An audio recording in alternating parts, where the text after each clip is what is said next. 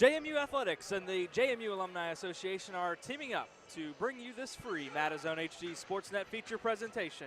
From Harrisonburg, Virginia, and the campus of James Madison University, we welcome you to NCAA men's basketball. Tonight, the JMU Dukes entertain the newest members of the Colonial Athletic Association. It's the Phoenix of Elon. Tonight's game is being presented to you by the Wells Fargo and brought to you on MadiZONE by the JMU Alumni Association, Virginia Lottery, CarMax, Delta Dental, the JMU Graduate School, Intelos Wireless, Old Dominion Realty, Quaker Steak and Lube, Residence Inn, University Outpost, Virginia Blood Services, Virginia 529, Wells Fargo, the JMU Adult Degree Program, Blue Ridge Power Sports, the JMU Bookstore, Klein May Realty, Pepsi, Virginia Business Systems, Comcast Sportsnet, and the JMU Duke Club. And a good evening to you from the Convocation Center. I'm Taylor Mickelberry. My partner Kyle Hightower will be along in a moment. But first, these two teams have identical overall records at 10-8. The CAA record favors JMU by one game after they had a big win at Drexel on Thursday night in Philadelphia. They beat Drexel 54-35. That game was a shot clock era record. In the opponent scoring category for James Madison, the fewest points allowed by JMU, I looked back, 32 versus York of New York in 1979 and 33 against VMI in 1982. Now, the shot clock appeared in 1985. That's why we say pre-shot clock era. You'll hear that phrase again later on in the program. We'll explain that later. But it's also the first time an opponent failed to score at least 40 points since the 1985 season when Morgan State scored 39. And it was the fewest points allowed to CAA leading scorer Damian Lee. He only had 14. And by the way, what does 35 points look like in the stat columns? Well, how about 12 made field goals and 24% shooting? JMU out-rebounded Drexel 39-28 as well, and Yohani Dallenberg, Ron Curry, and Winston Grays were all in double digits. Now, that's all very, very nice statistics, but of course this week it was all outshined in the media, so to speak, by the dismissal of Andre Nation from the program. The junior guard had certainly had some issues in the past, and before the Drexel game on Wednesday, they did dismiss him permanently. I bring in my partner now, Kyle Hightower. What is this Duke's team? We've now see them rebound already with that game against Drexel. So what does this mean to kind of turn a new page, so to speak? Yeah, well, first things first, a big key to the game is going to be the rebounding. JMU tonight comes in currently standing last in the CAA play, or in CAA in rebounds per game with just 31.9, while Elon is third with 37.2. And speaking about Andre Nation, no, Andre Nation hasn't necessarily been a huge problem. In the 6 games that the Dukes have played without Andre, the team is 5-1, averaging 69.5 points and scoring at least 74 in 4 of those contests. And in the games where Andre did play, those 12 games, they didn't score 74 points in any of those, and just averaged 62.3 points per game. And both teams coming in a little bit shaky, each losing 2 of their last 3, especially after that big win that Elon had over William & Mary at home. They lost their next 2 by a combined 34 points to College of Charleston and College of Charleston. You saw there the key statistics for tonight's game, and individually as well, we will see some major improvement from before with Ron Curry and his 10.3 points per game. And against Drexel, he played 35 minutes and had 12 points. Also, Yohani Dallenberg, the sophomore forward, with just under 11 points per game. But he's big on the boards. You talked about how big the rebounds are going to play in tonight's game and really for the rest of the season. 60% field goal shooter. For the Phoenix, Tanner Sampson, the junior guard, he is big from three-point land. 36% there you see, and he's 5 away from taking over the 5th spot in the Elon history books for most three-pointers made. And Elijah Bryant, he's coming off the bench. He's a freshman, and he leads the team. 14.3 points per game and a free throw percentage of just nearly 75%. So your key players for tonight's game. Those are the guys to watch. And for the Dukes, certainly Yohani Dallenberg has got to get up on the boards. Yep, exactly. He's probably our best rebounder. Him and Shotkus together, they're going to have to bring down the boards, keep him off the offensive glass. Yohani Dallenberg coming in hot after that game against Drexel, where he had 15 points, 5 rebounds, 2 assists, 3 blocks, and a career-high 3 steals. So he's coming in good form right now. And then as we saw, Elijah Bryant, arguably the CAA's top rookie right now. As you can see, he's averaging about 14 points, and he also leads the team in assists with 2.6, and he leads them in steals as well with about 1 per game. And he also brings down about 3.5 rebounds a game, so not too shabby there either. A very even-keeled game tonight between the Phoenix and the Dukes. We'll take a break, but when we come back, we've got basketball for you here on the MadiZONE HD SposrtNet, presented by the JMU Alumni Association.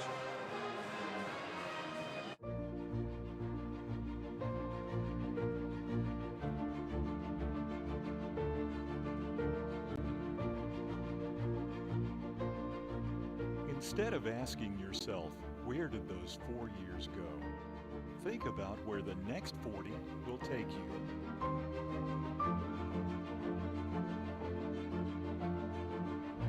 Be involved at Madison. Dukes from day one, alumni for life.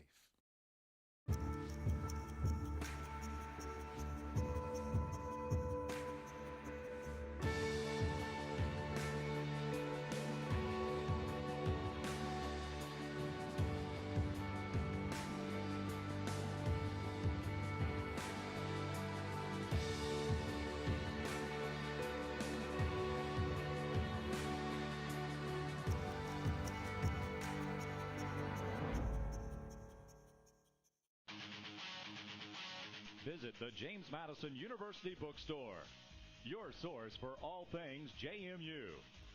Get your official Duke gear. Open after every football game.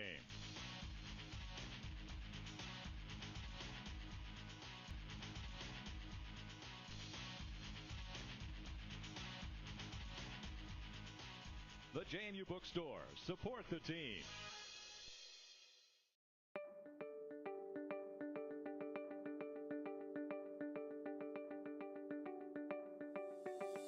My experience with Glenn and May was amazing. Our agent was very helpful through the whole process. There was investment into our interest, more so than just trying to quickly get to a sale. You know, he's not only my agent, but my friend. I felt very much like family.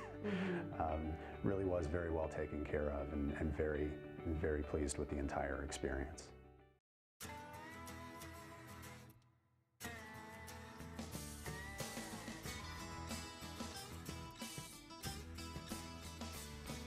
Now with a full line of independent rear suspension options, the all-new Foreman Rubicon and Rancher automatic DCT models are equally ready to work and have fun. Part of the growing ATV family from Honda. Blue Ridge Power Sports, where the power is yours.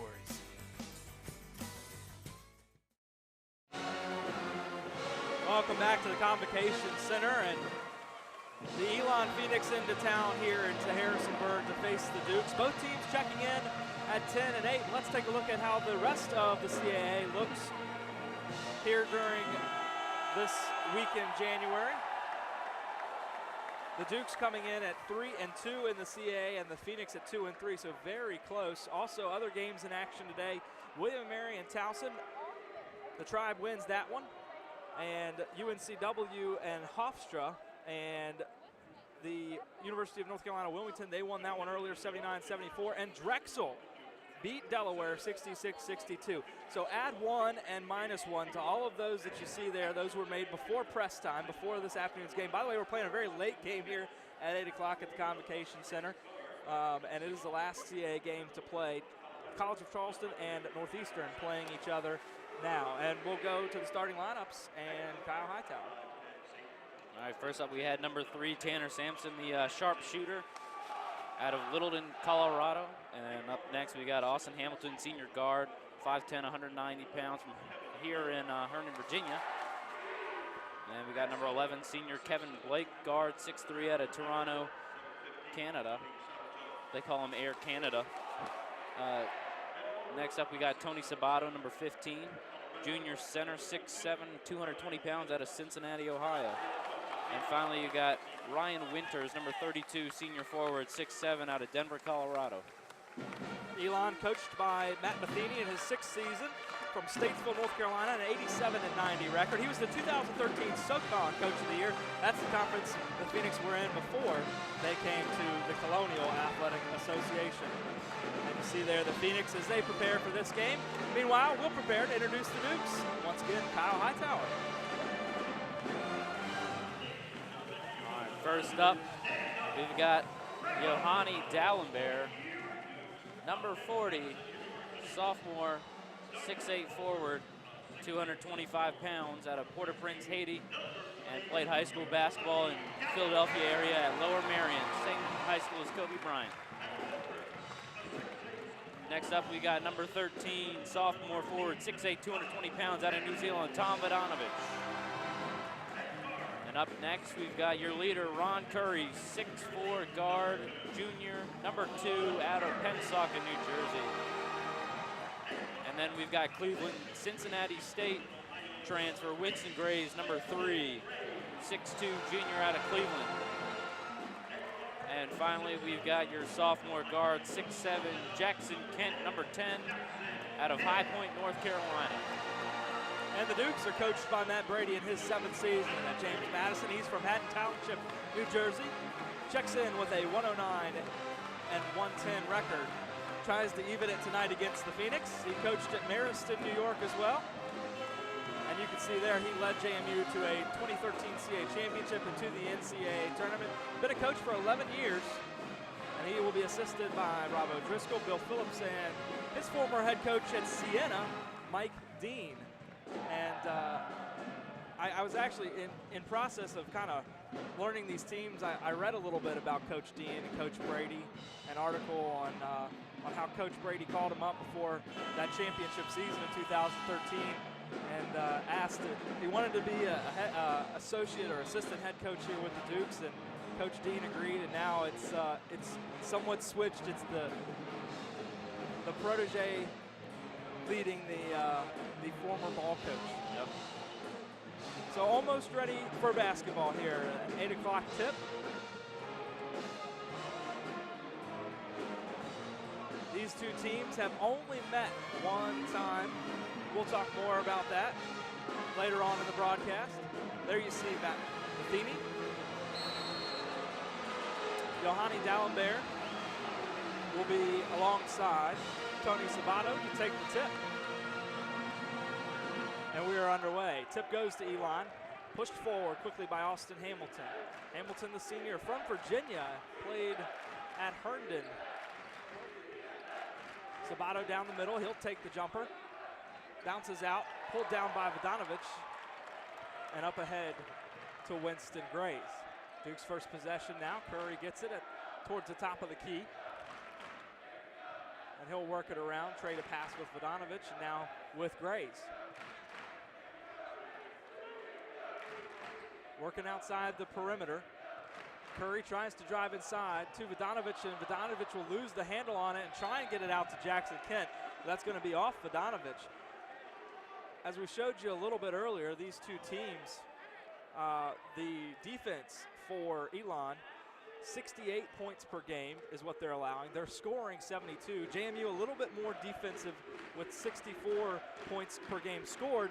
They're actually allowing 65.1. Up ahead already for Elon, and from 3-point land is Blake, and he's good. Yeah, and Kevin Blake, he's been hot of late over the last 6 outings. He's been averaging just over 10 points, so really coming on as of late. Worked around now by Grays. He'll pop it out, and then it'll get stolen away for a second. Dallenberg will corral it, and the Dukes will play the perimeter game once more. And another failed pass attempt there for Kent. It was knocked away by Kevin Blake, and Blake knocks it out of bounds. Well, we know the offense is going to run through Ron Curry, but now with Andre Nation out, maybe look for a bit more scoring from Winston Grays. He's really been keeping it up as of late. Driving the baseline, and Vodanovich tries to dunk it down and pops out. Elon recovers, and they'll take it up across midcourt. Yale getting stuffed by the rim right there. Got no defense needed by Elon in that instance. Top of the key worked up to inside the paint by Blake, and rebounded by Vodanovich after a high shot. Now Curry trying to push it quickly, and we'll get a whistle. Foul called, and it was before any type of shot attempt. That foul will be called on Blake. Well, we hope that JMU's offense can get it going a little quicker here than they did against Russell. They went down 9-0, only scored 17 points in the first half. So hopefully they can get something going right here. Made a massive comeback attempt, though, and then still only allowed him to 35 points. Here's Kent from beyond the arc.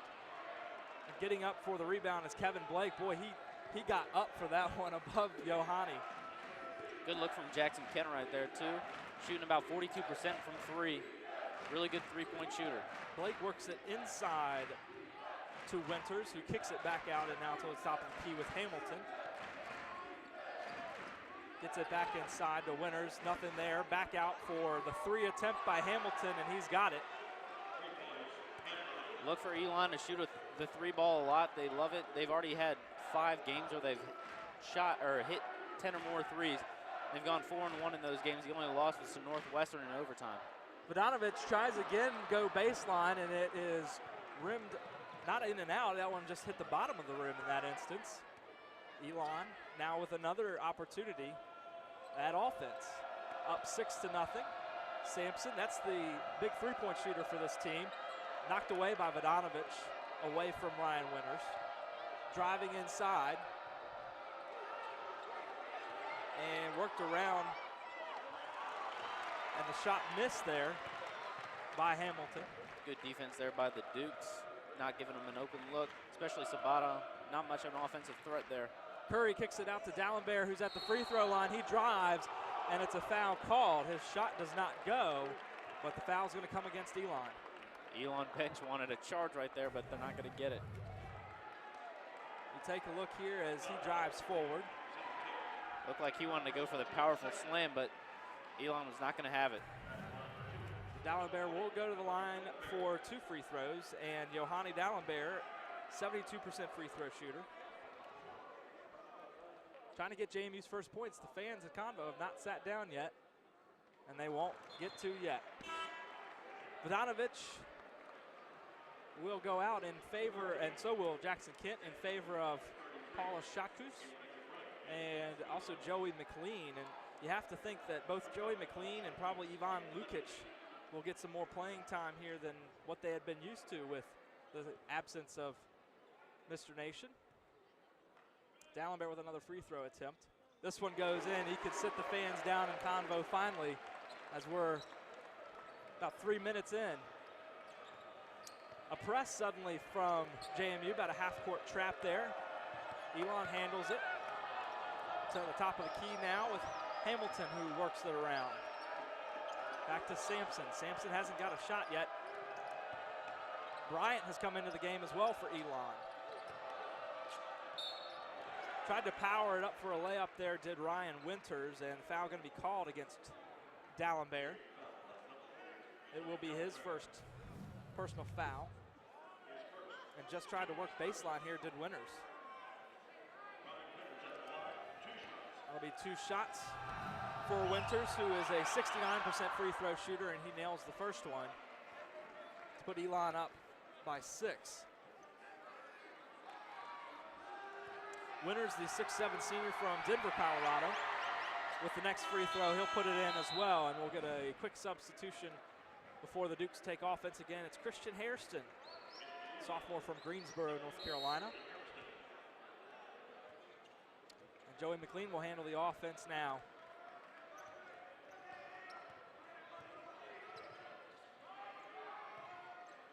Maybe look for him to get try and get the ball to Yohani Dallenberg here. Shot by McLean, and that one is good from beyond the arc. But if you're going to have an open look like that, you can't pass it up, especially with McLean, who's a pretty good shooter. Up ahead now for Sampson. Kicks it back around to Hamilton. Yeah, McLean is a 19% free throw shooter, 7 of 37 this season.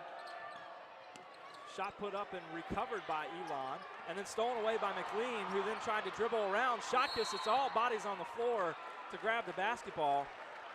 And then finally a foul called to stop the action. We could take a look at it again as McLean just didn't get it cleanly around, and then Shotkus fell over. And so with that, we've reached our first timeout, and we will take the timeout here. Elon 8, JMU 4. We'll be back on MadiZONE HD SportsNet presented by the JMU Alumni Association. If you love wings, if you love rings, and all kinds of other tempting things, great times, great food, get to Quaker Steak and Lube. Get saucy at Quaker Steak and Lube. Feel the heat with new Sriracha Chicken Tacos, Island Jerk Chicken Sandwich, or Sweet Heat Curry Chicken Wrap. Now for a limited time. Great times, great food, get to Quaker Steak and Lube. Welcome back, Convocation Center. And these two programs, James Madison and Elon, they have only met one other time. And before we get anywhere else, let me tell you that it happened in Godwin Hall. So that should tell you something. It was in 1975. It was also at 8 p.m., so I kind of wonder if we're paying homage to that tonight. It was the home and season opener for both the Dukes, and then Elon's first game of the season. JMU won 108-94 in that game. JMU's other top scorers, David Carell with 16 and 14 rebounds, Pat Dosh with 12 and 9 rebounds. Dosh is in the Hall of Fame. He went in 1993. And oh, by the way, there was another gentleman named Sherman Dillard. He had 40 points. Yes, that is the same Sherman Dillard who coached the James Madison Dukes about 20 years later. He is a Hall of Famer from 1989. And also, I have a special note to tell you that that was before the three-point line and the shot clock. So if you look at the box score from that game, it just says nothing in the three-point category. And I can guarantee you that we're not going to get a 108-94 game here tonight. No, not at all. In fact, I believe that the Dukes have not reached the century mark at all this year. They have not. And Elon has reached the century mark twice. And in both of those games, they were playing opponents that do not belong to the NCAA. They actually belong to the USCAA, which is the United States Collegiate Athletic Association. McLean ahead with for JMU, around now to Grays, and Shotkus misses the ball, and it's all by himself. Taking it to the hole for the slam is Christian Harrison. And Hairston will make a statement there with that one as Elon up to 10-4 now. Yeah, the Dukes offense has looked fairly sloppy so far tonight. Except for McLean, who hits it from the corner. He's got himself another three and then turned around and made another shot on the steal, plus the foul. Well, Joy McClain definitely came to play tonight. Suddenly, it's a 7-point swing. He's got the last 8 points for the Dukes. So there's the three. And then he just takes it away. So the potential for, not a 7-point, I was mistaken, a 6-point swing potentially if he makes this shot. Not to mention to tie the ball game. And he puts it in, and we are suddenly tied at 10. So Joey McLean all by himself makes up for the sloppiness. And then a turnover on the Elon side as Dimitri Thompson can't handle it. And McLean just has a knack for getting the ball on defense. We've already seen him with a 5-seal game earlier this season, and he's just good at reading the passing lines and pickpocketing other players. And right now he's turned it into 9 points. So Ryan Winters and Tony Sabato check back in for Elon during that timeout, and McLean takes it up court. Vodanovich, then Kent. Kent works it back around to Grays at the top of the key, who will then try and drive inside. Nothing doing there. Shotkus now.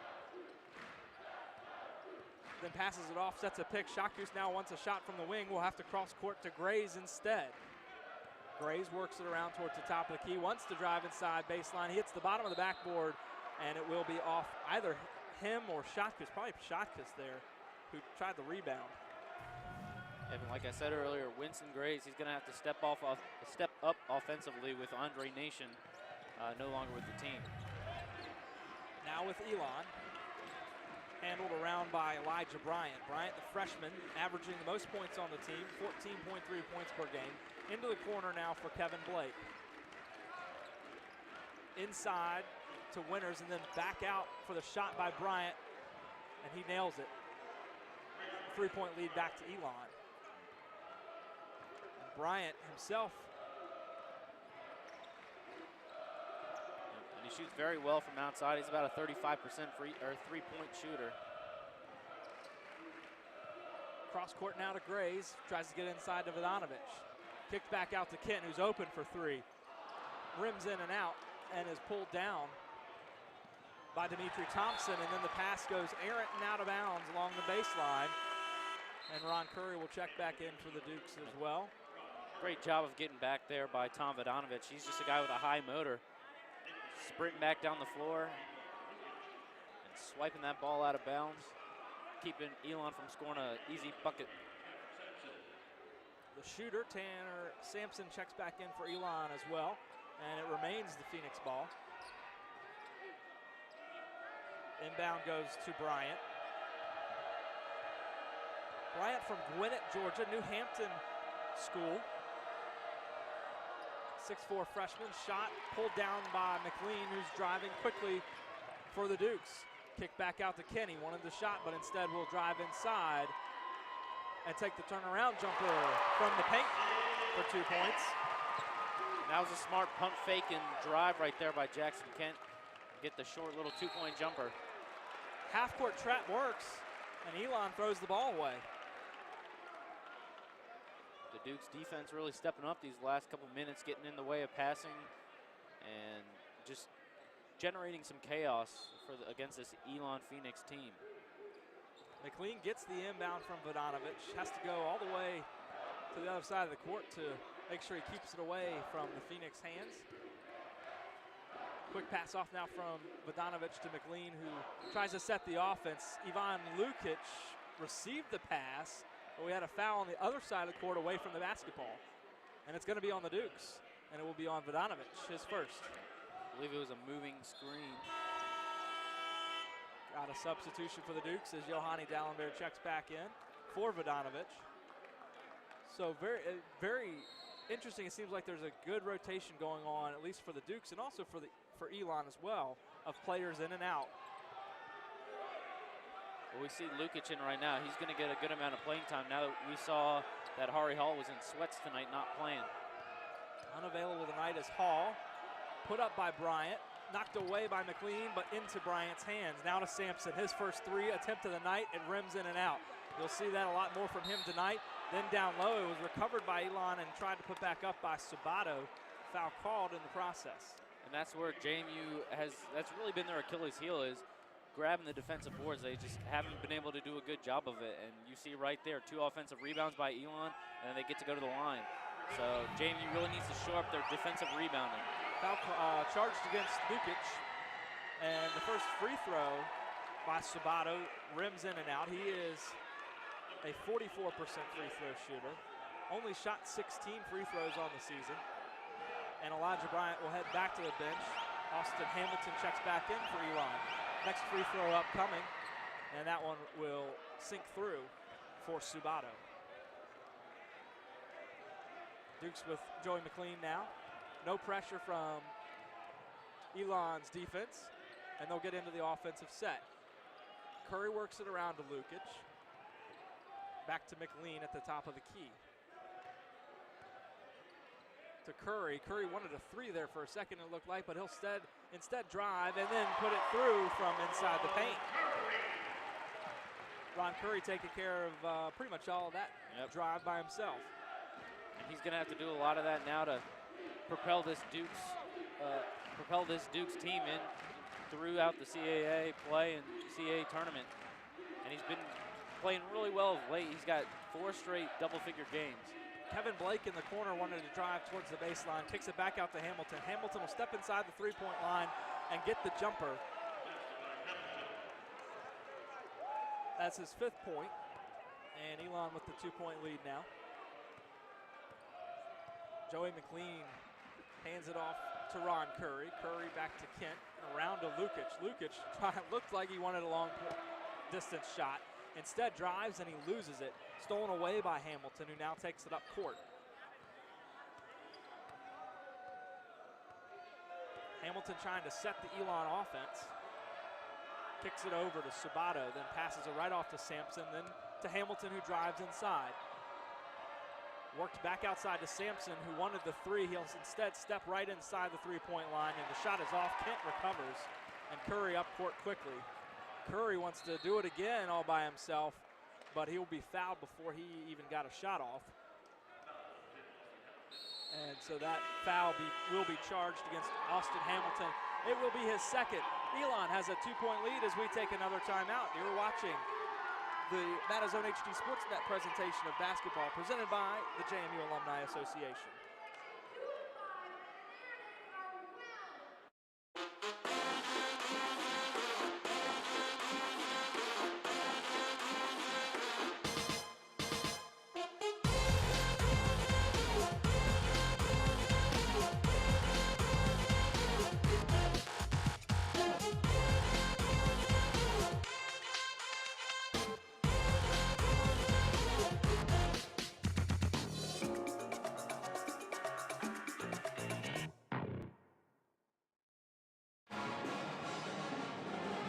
With a 2-point lead, 16-14.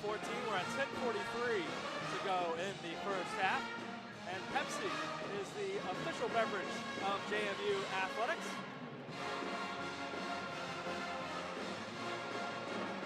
You can see here so far how it looks like that what's going on is that both defenses have really taken over the game. And JMU just been a little sloppy on offense. And Elon hasn't really been able to get a good shot, is what it's appeared to kind of get to this point. Exactly. The Duke's defense has really been swarming Elon, but Elon's got a couple of good buckets.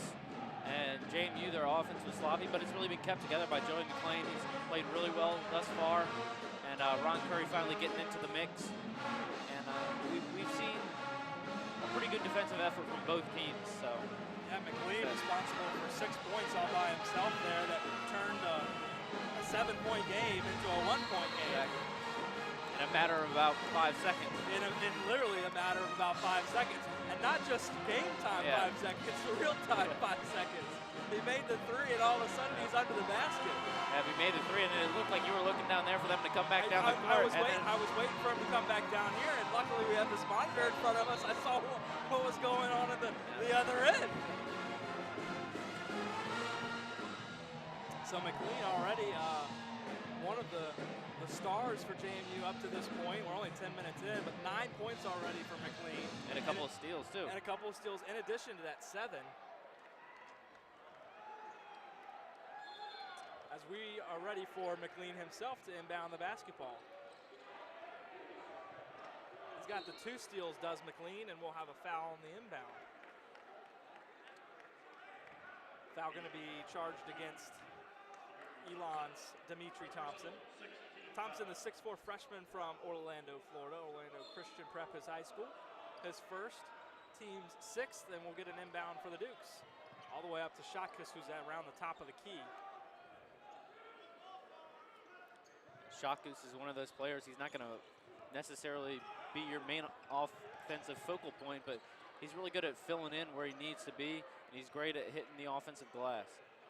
Dallenberg works across court. Jackson Kent wants a 3. He's a little light on his shot, though, and it'll bounce off the front of the rim. We've seen him be, well, early on in the year, Kent was very consistent. I think he started out with about 4 or 5 straight 14, 15-point games. And then a lot lately, he's been either on point or he's had, like, scoreless nights. He's already had 2 or 3 scoreless nights where he just couldn't hit from the field. So he's been really streaky lately during the season. Yeah, one of those scoreless nights was against Drexel. He played 31 minutes and had 3 rebounds, but he went 0 for 6 from the floor and 0 for 4 from beyond the arc. Shotkus now into the lane, gets it over to D'Alembert, who sneaks it in. And D'Alembert, one person that's really not going to miss much. He's second in the CAA with about 61% from the field. Dukes with the half-court pressure.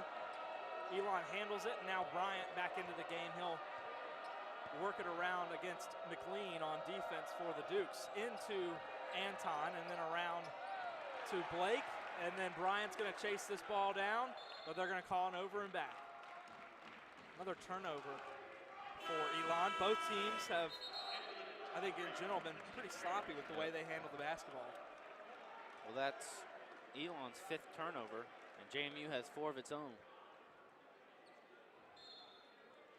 Ron Curry will inbound for the Dukes down on the opposite baseline. Grays will take it out of the corner, around to Shotkus. Passes it off to Curry. Curry steps inside and then back outside the perimeter. Into Shotkus into the wing. Looking to get inside to D'Alembert, and D'Alembert lays it in. And that's a good look there from Shotkus.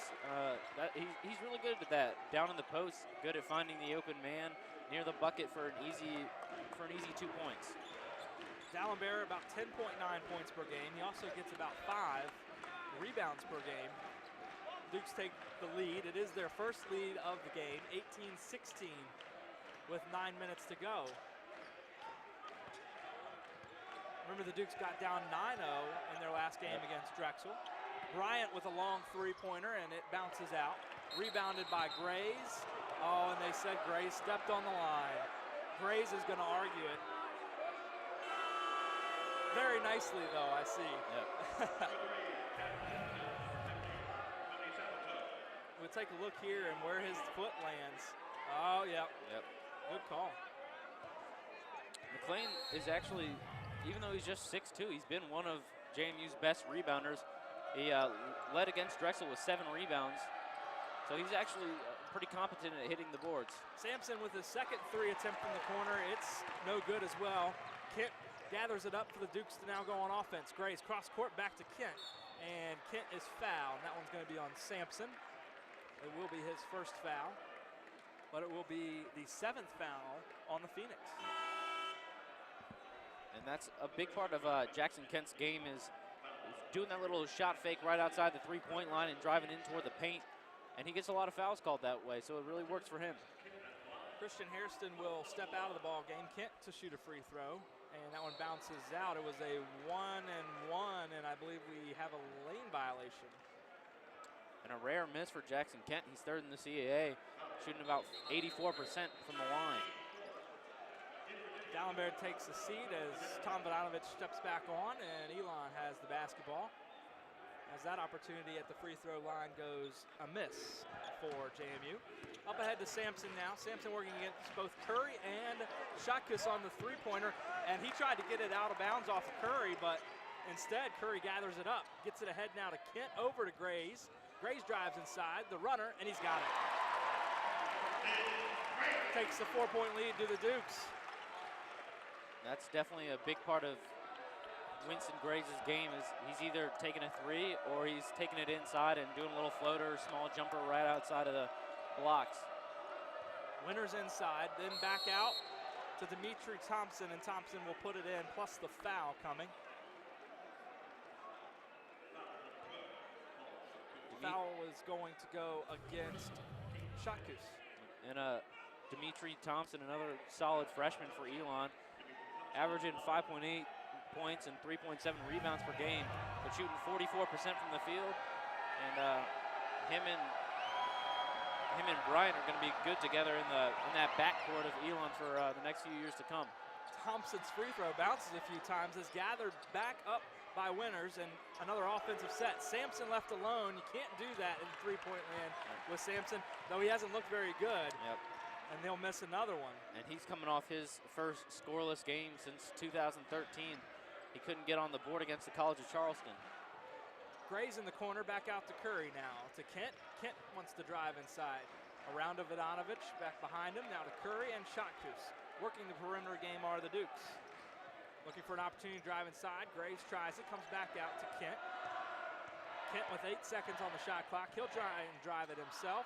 and he floats it in as well. Up ahead, and it's an errant pass on Elon. And with the errant pass, we get to another point for a timeout. JMU now with a 22-18 lead. But we'll be right back on the MadiZONE HD SportsNet presented by the JMU Alumni Association. And Telos helps every member of the family get a smartphone and the freedom to actually use it. It's 2 gigs of data with unlimited talk and text for only $25 a month. And 0 down on all smartphones. Get the phones you want and save money every month. We'll even buy out your contract. And Telos, wireless for the people.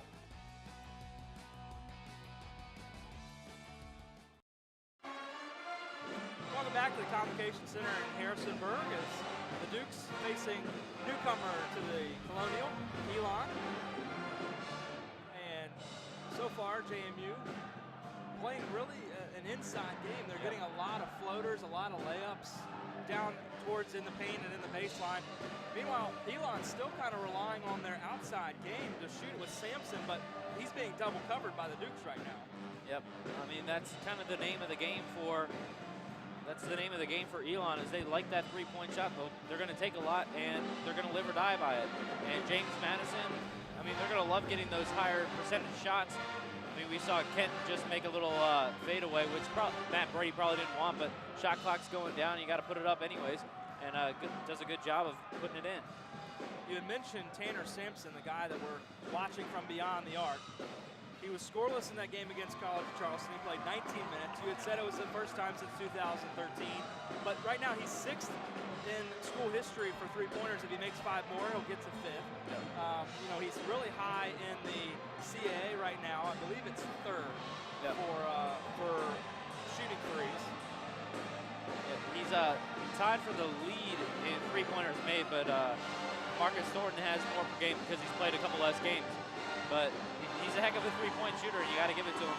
And you got to respect, even if he's not playing well the last 2 games, you still got to give him respect because of how well he can shoot it.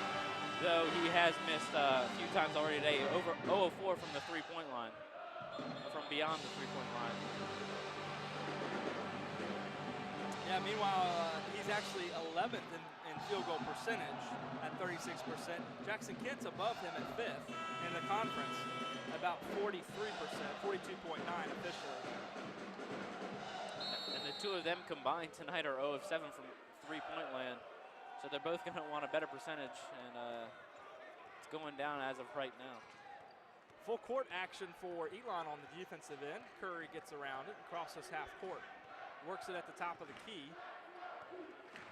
Working against Thompson. He'll try and drive it inside. Back out to Shakus, who's in the corner, and then around to Kent. Kent wants to drive inside. Kent will take some steps in, and the rebound on Kent's shot grabbed by Vodanovich for 2. And a big part of JMU, if they want to get more rebounds, they're going to need Vodanovich. He's one of our best rebounders. He's already got 4 tonight. Knocked away, and Dukes have possession now. Vodanovich wrangled it up. Curry tries a 3 himself, bounces out, and a scrum for the ball in the corner, and they're going to give it to the Phoenix. And JMU didn't come up with the offensive rebound there, but that was a great hustle by both Grays and Vodanovich just to try and salvage the play. Looks like Vodanovich was the one who actually touched it, even though Grays might have been in a better position to wrangle it up. Elijah Bryant brings it up court, working against Grays. Grays gets the pick set against him. Back out to Sampson for 3 and finally hits his first 3 of the game. Also his first points of the game, and it's a 3-point game. JMU still leads.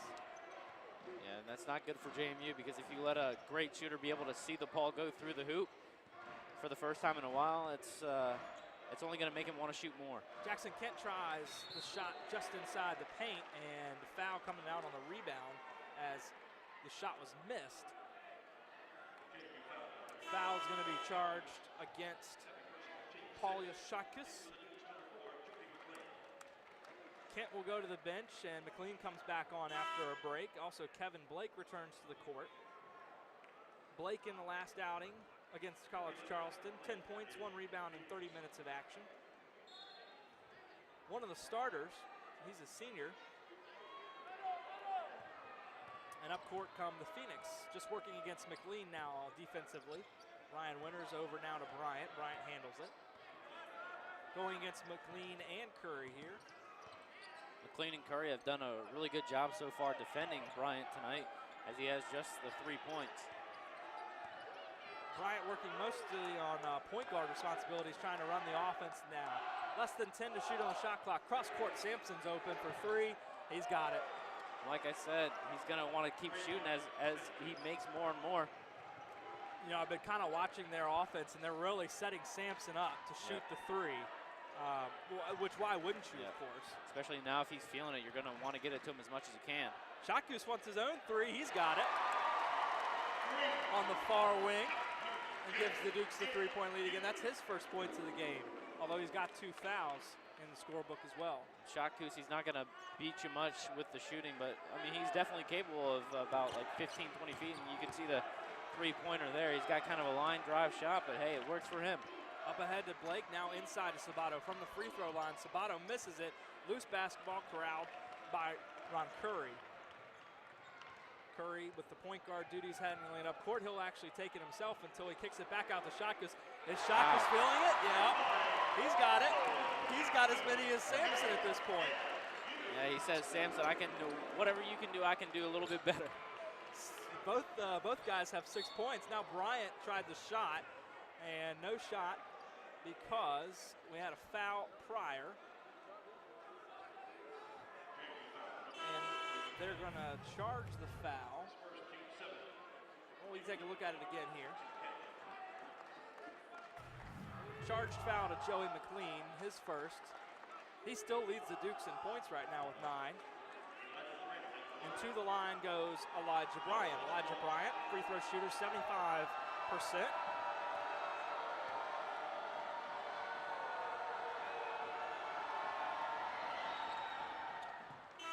And he'll make the first one. Substitution for Elon. Christian Hairston returns. Hairston, by the way, 6'7" sophomore. He's averaging about 4.9 points per game. He's got 2 so far. In this Elon team, they're a lot like JMU, that they're young and they've got a bunch of good young players. They only have the 3 seniors, all 3 that are in the starting lineup, 3 juniors, and the rest are underclassmen. Bryant makes the next one, and substitution will bring Dimitri Thompson back on. Yeah, this Elon team actually just graduated last year 4 1,000-point scorers. So they're both young and old at the same time currently, but they were able to turn over all of those seniors that shot really well. Speaking of shots, McLean shoots there, misses it, and it will go to Elon. But having graduated all of those guys, this team is young, not necessarily in their years in college, but more so from just not having played with those guys. Yeah, exactly. So, I mean, if you're Elon, you're kind of thinking of a rebuilding season, but they've been very capable of scoring this year, and they can take down just about any team in the CAA, as we saw them beat William & Mary just about a week and a half ago. You saw Hairston's shot go awry. Now McLean working the offense. Over to Jackson Kent, and now to McLean. To the corner and Vodanovich. Back out to McLean. Cross court to Kent. Works it back around to Grays with less than 10 on the shot clock. Kent to Grays. Grays, way long distance 3. He's got it. Bryant loses the basketball, and in a rush for it, it's going to be off of Bryant and JMU's basketball. And there's the great defense by Joey McLean again.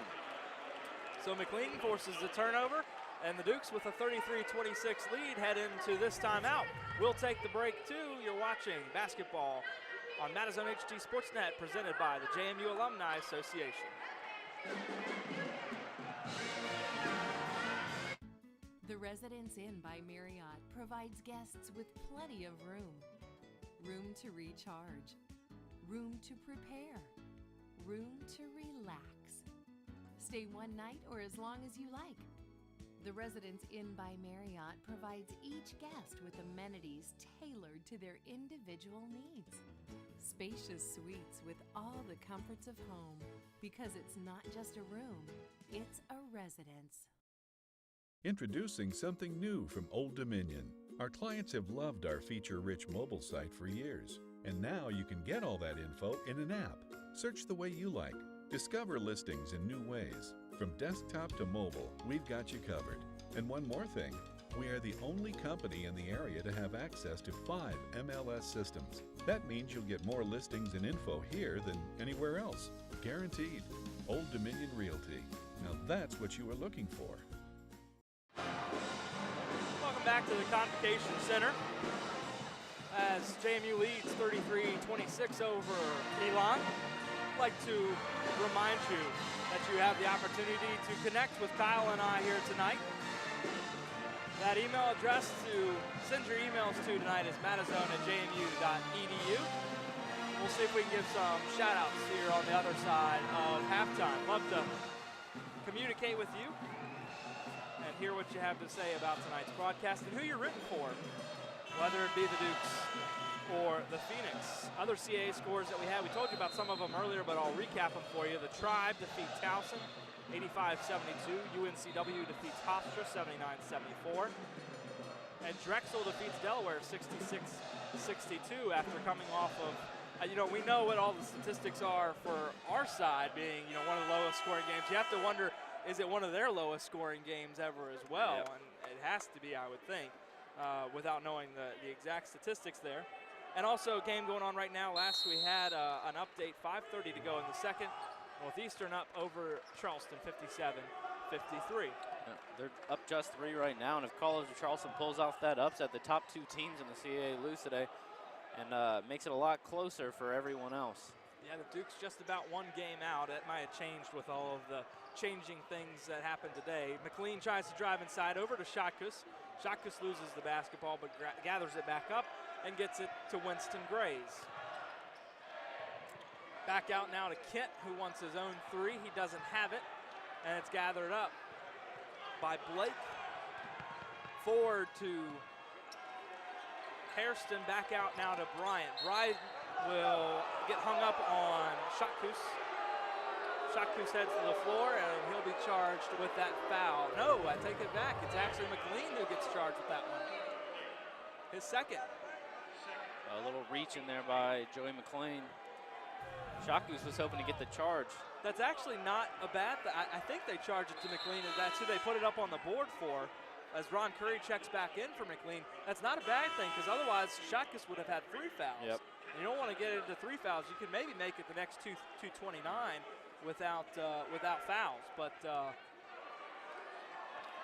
you hate when they call those little ticky-tack fouls like that. I mean, it seemed like it was going to go one way or the other there with Shotkus trying to take the charge, but the officials have to correct the Elon bench. Everybody was standing up. And Bryant at the free throw line. Looking for the 1-and-1, as that's the 8th JMU team foul. He'll get the first. By the way, the officials tonight, Tim Ebersol, Brian Shea, and Matt Dorn are our officials this evening. And Matt Brady there on the JMU bench. Elijah Bryant trying for one more.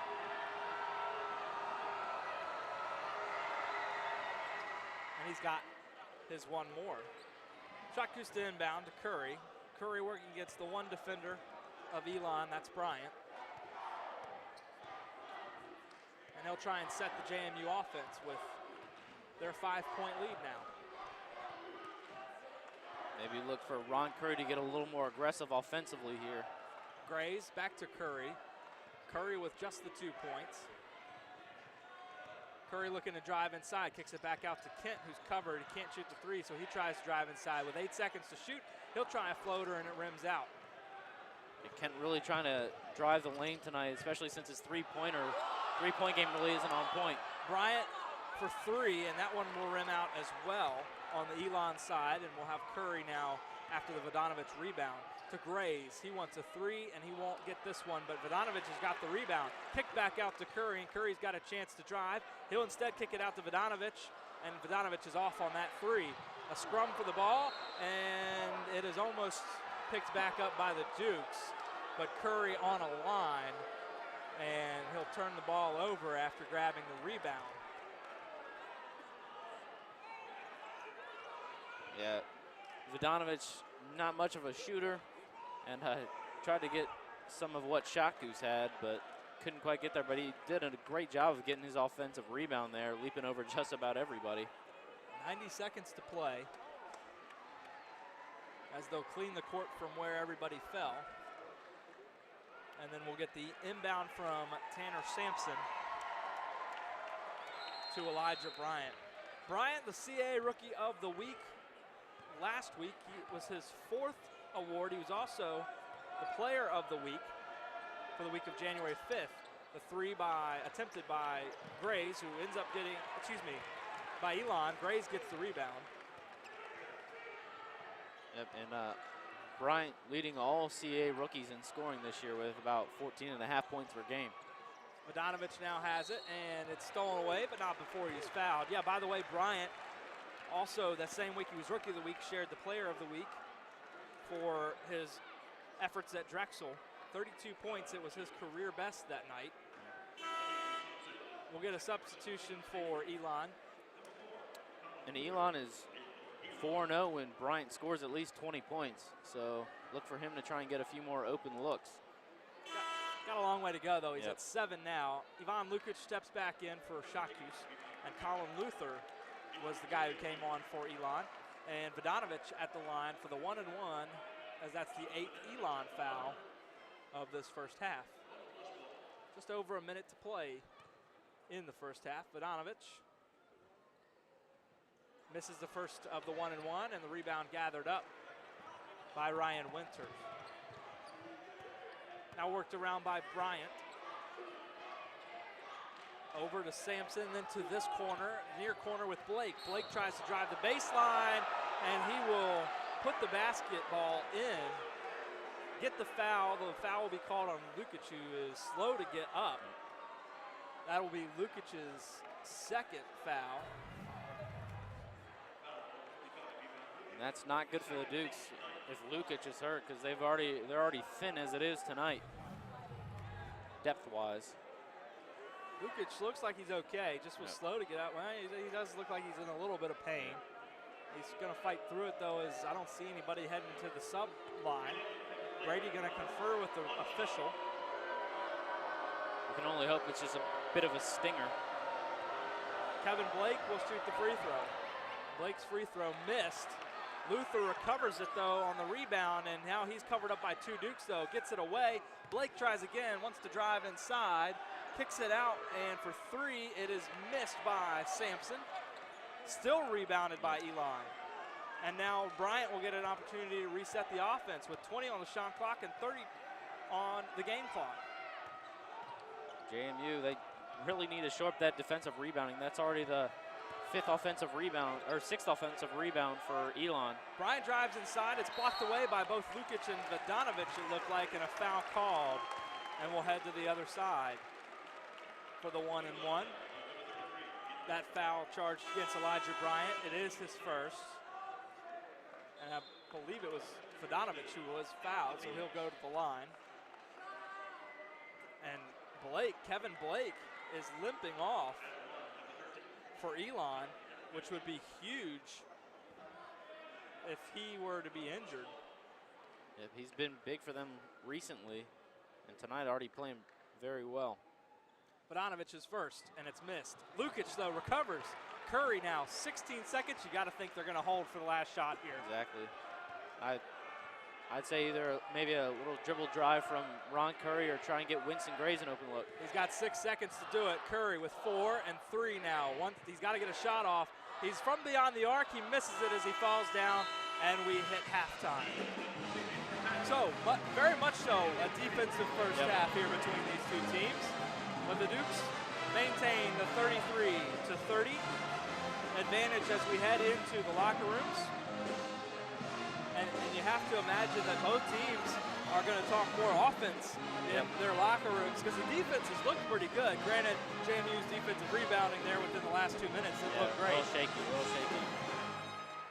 So as we head to halftime, we're going to take a little bit of a break. We'd like to remind you of the email address is MadiZONE@jmu.edu. And we'll be checking that throughout halftime here and see if we can give some shout-outs to folks. And let us know who you're rooting for, whether it be Elon or the JMU Dukes. We'll take a break, and then when you come back, I believe what we have is you'll be able to watch the women's soccer team and the volleyball team take each other on for a little bit of basketball action here during halftime. But first, this time out, you're watching MadiZONE HD SportsNet, presented by the JMU Alumni Association. We all know the importance of continuing your education, whether completing a degree or seeking professional development. Are you thinking about your next step? JMU's Adult Degree Program is designed to create opportunities for adults to pursue an undergrad degree that fits their lifestyle. If completing your degree is something you've been wanting to do, JMU Outreach and Engagement can help you achieve your goal. Call today to learn more. Whatever your next step, JMU Outreach and Engagement is with you every step of the way.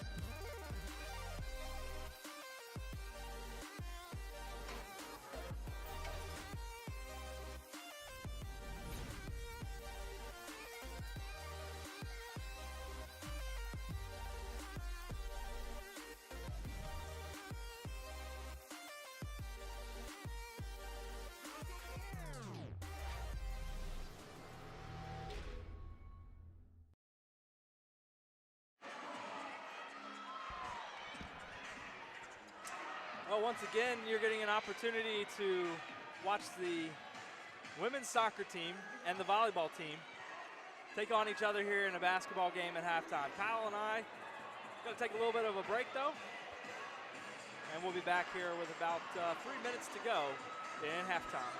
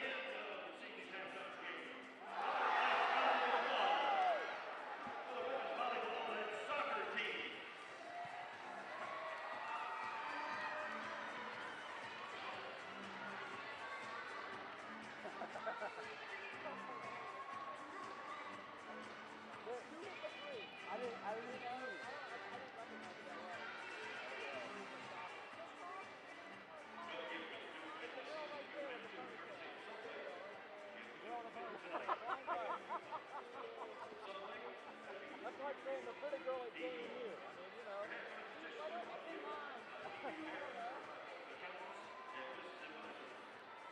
Get my stuff out of the way here.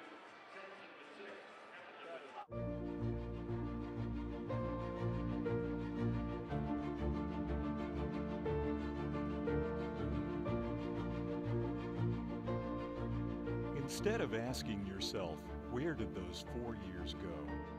Think about where the next 40 will take you.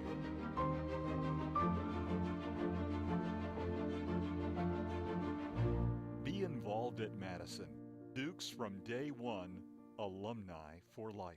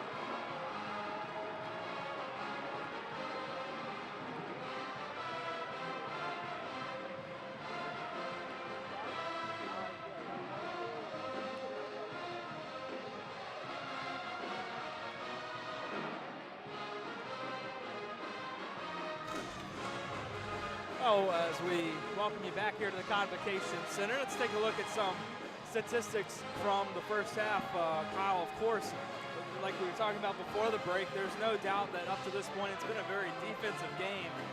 Not necessarily because of the score. The score may not indicate that. It's more of just the way the teams are operating. They're playing a very much more defensive game than offensive game, mainly because each other are really affecting each other's offensive rhythms.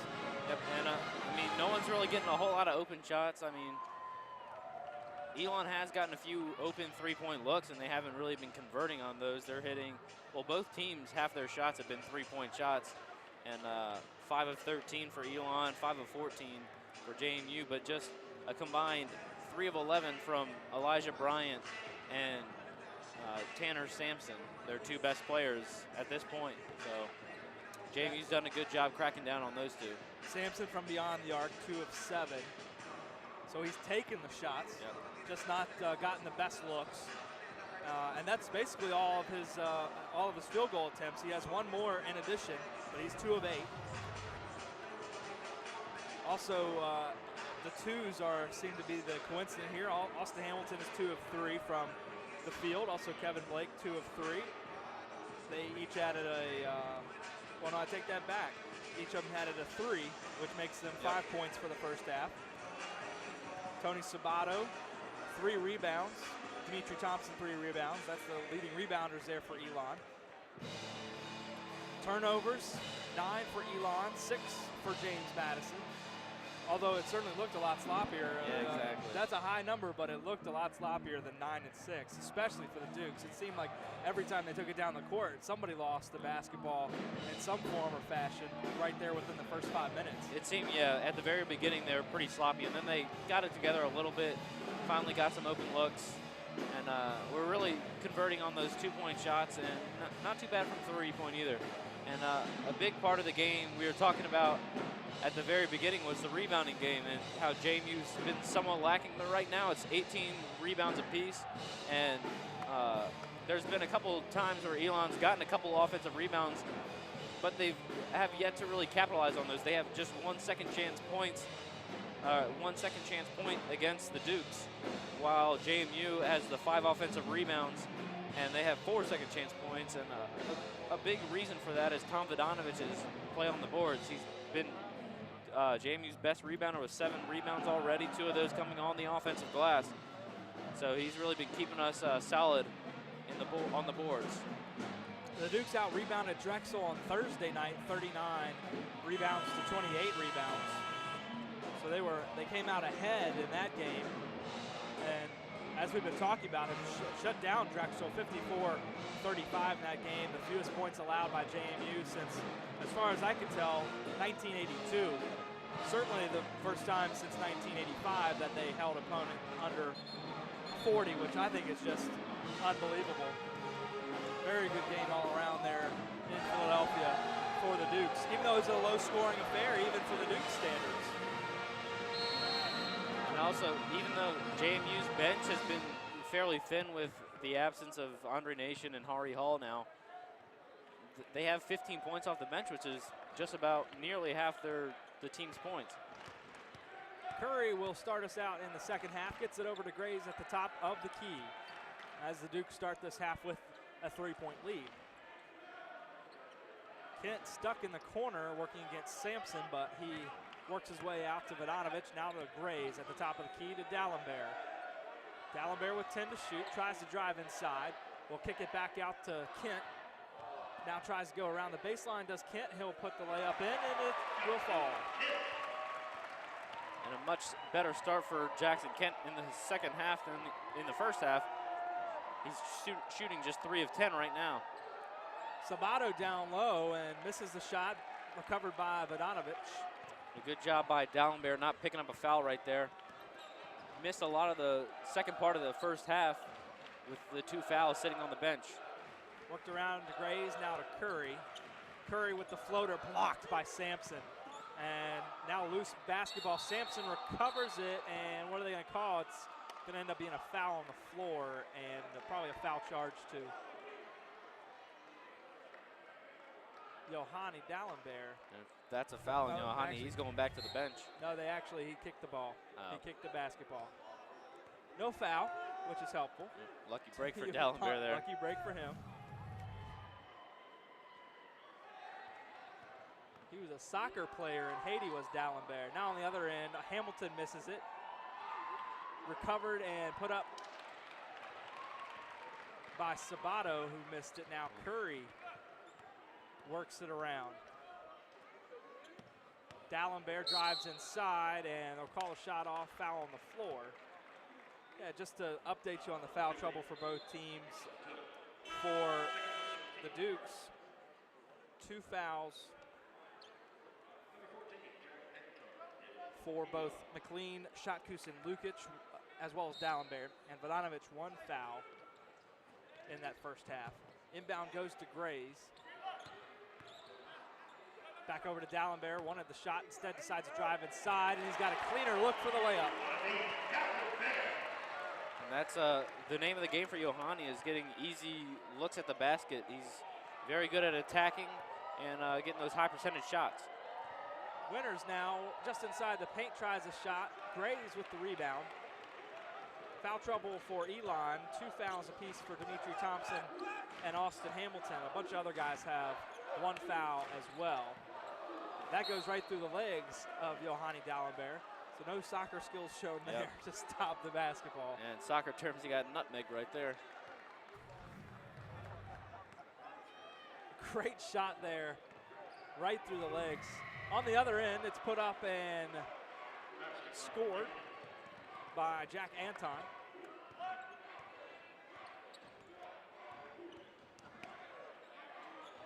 Now Curry puts it up, and he's got himself a shot in the paint as well. So trading baskets here early in the second half quickly by both teams. Well, the second half scoring has really been another Achilles heel of the Dukes, especially in their 2 CAA losses against,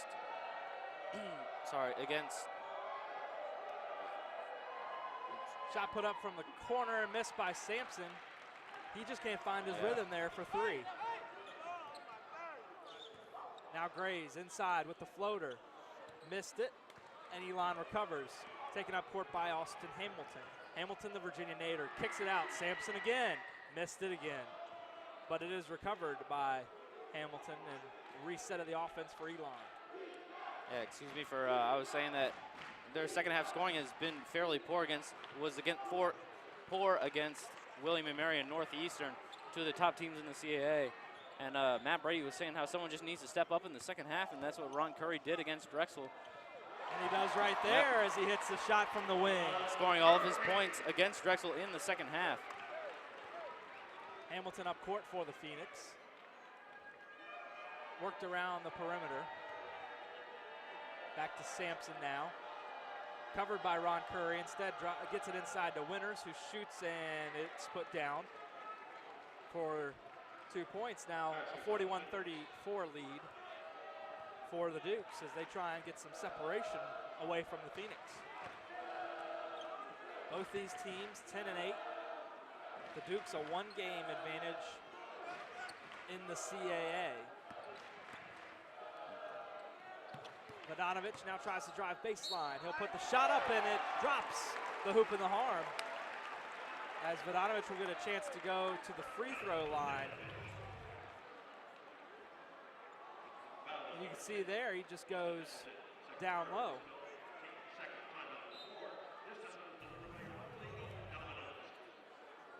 And that's something Vodanovich needs to do more often, is attack the basket. He's got that size and strength where he's able to just power through just about anyone. Timeout on the court, we'll take it to. You're watching MadiZONE HD SportsNet presented by the JMU Alumni Association.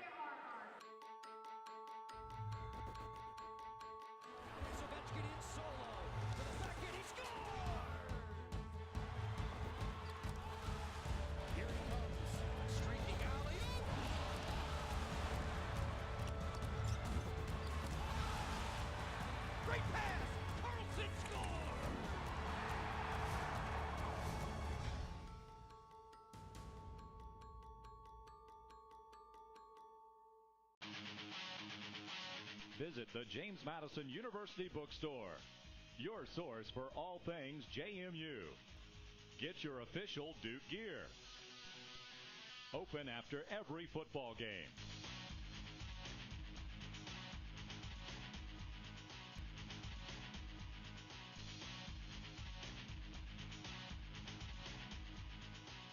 The JMU Bookstore. Support the team.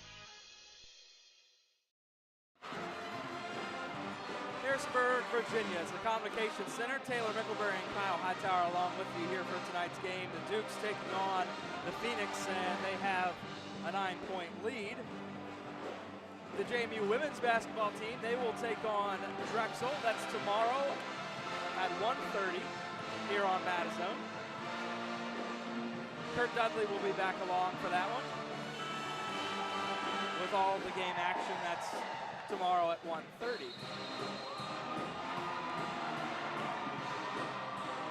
So a little more offense here in the first 5 minutes than what we saw in the second half, or first half, excuse me, which makes sense considering that's what we thought was going to happen when they went into the locker room, was talk offense, offense, offense, because the defense was doing its job in the first half. Yeah, but those defenses are getting worn down a little bit here.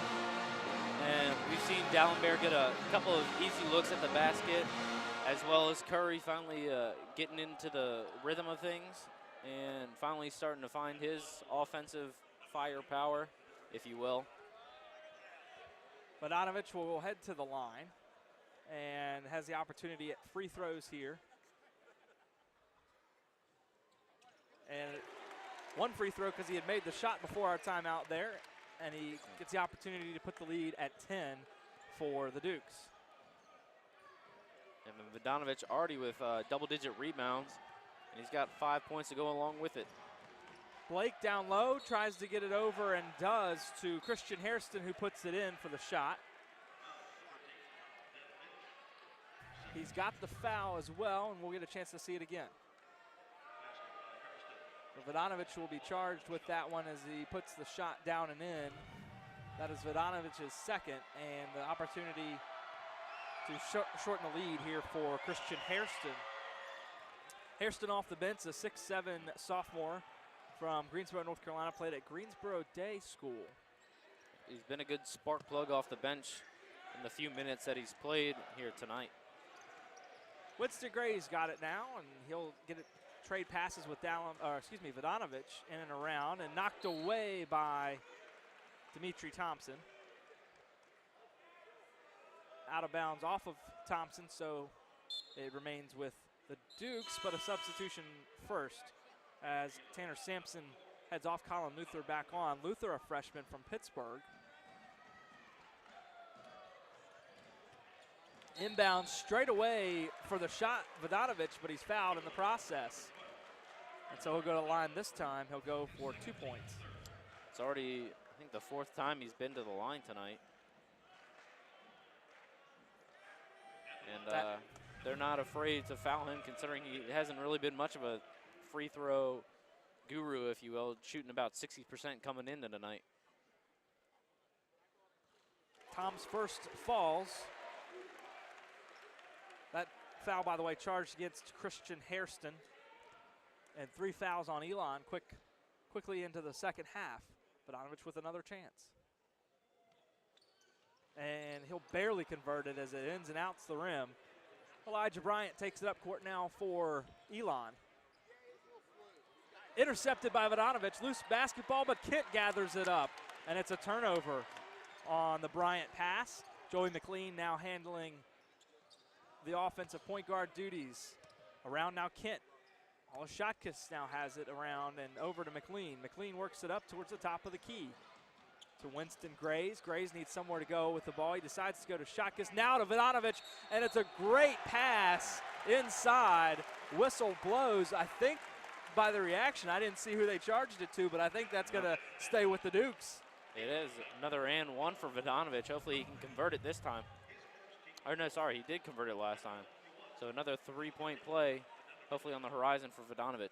He gets it in there. And you can see Bryant just trying to do anything to interrupt Vodanovic, who seems to be hot here within the last 2 minutes or so.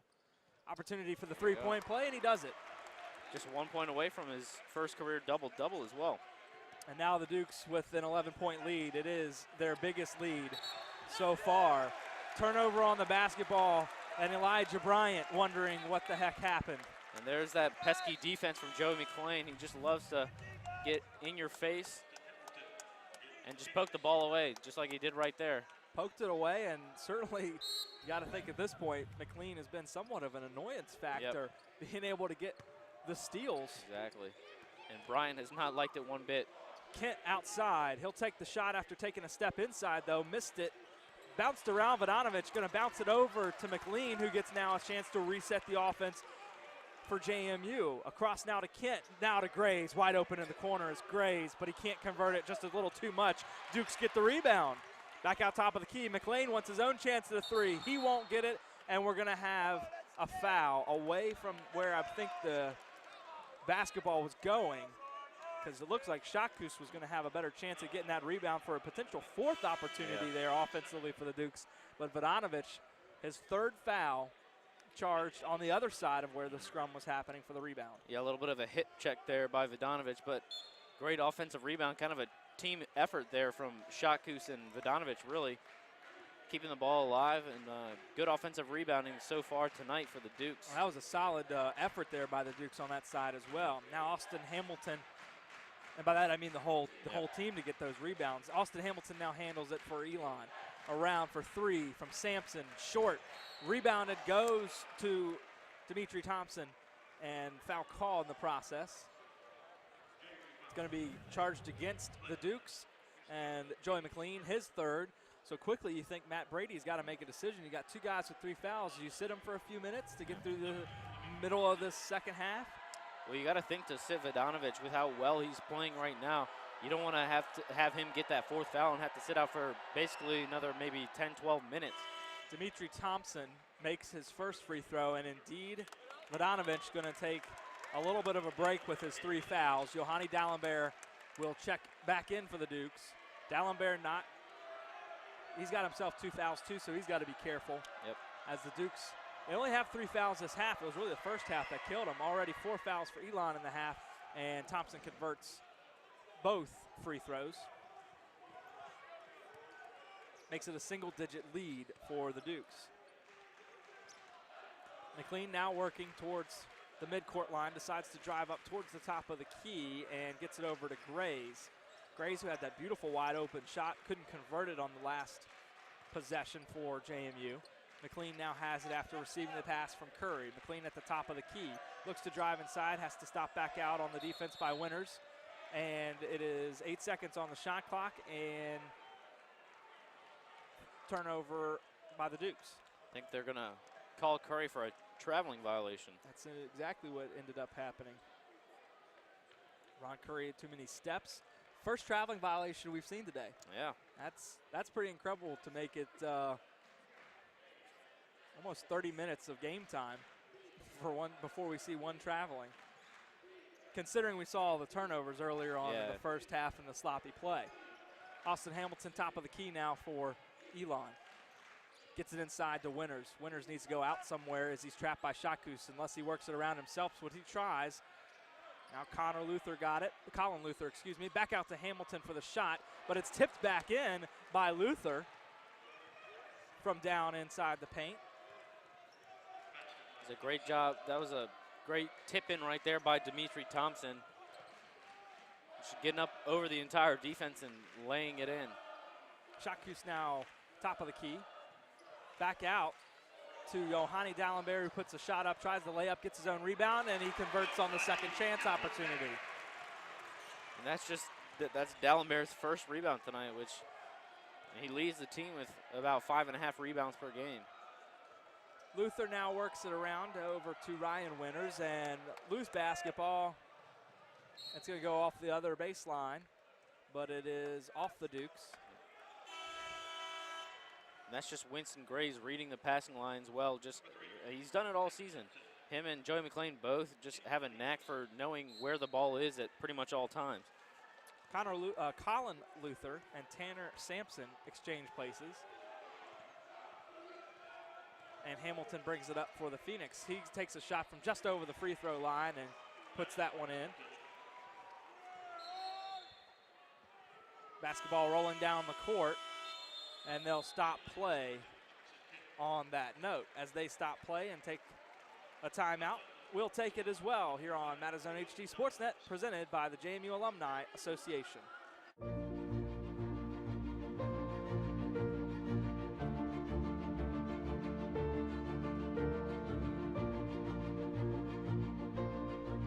Instead of asking yourself, where did those 4 years go? Think about where the next 40 will take you.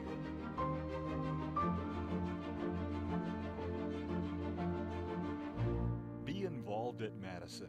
Dukes from day one, alumni for life. There's a great place to find high-quality cars without the hassles. And it all starts here, at CarMax. We believe that buying a high-quality used car should be hassle-free. So at CarMax, we start with a low, no-haggle price on every car. With a great selection on every lot, you can test drive an incredible variety of cars all in one place. And every CarMax car is protected with a 30-day warranty and a 5-day money-back guarantee. So when you're ready to start the search for your next car, come see the way car buying should be at CarMax. Start here. And Telos helps every member of the family get a smartphone and the freedom to actually use it. It's 2 gigs of data with unlimited talk and text for only $25 a month. and 0 down on all smartphones. Get the phones you want and save money every month. We'll even buy out your contract. And Telos, wireless for the people.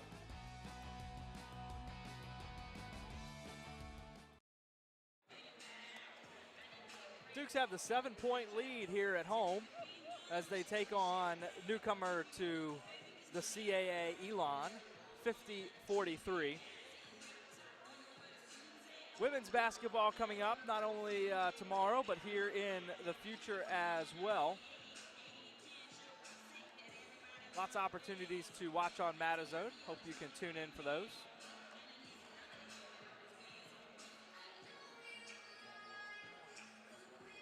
And you can see them there. Tomorrow is against Drexel. Then they host the William & Mary Tribe on Thursday. One quick away trip to the College of Charleston on Sunday, January 25th. And then they play the same Phoenix on January 30th. And we get into February 6th, or get into February, and February 6th, they'll take on the Pride of Hofstra in New York.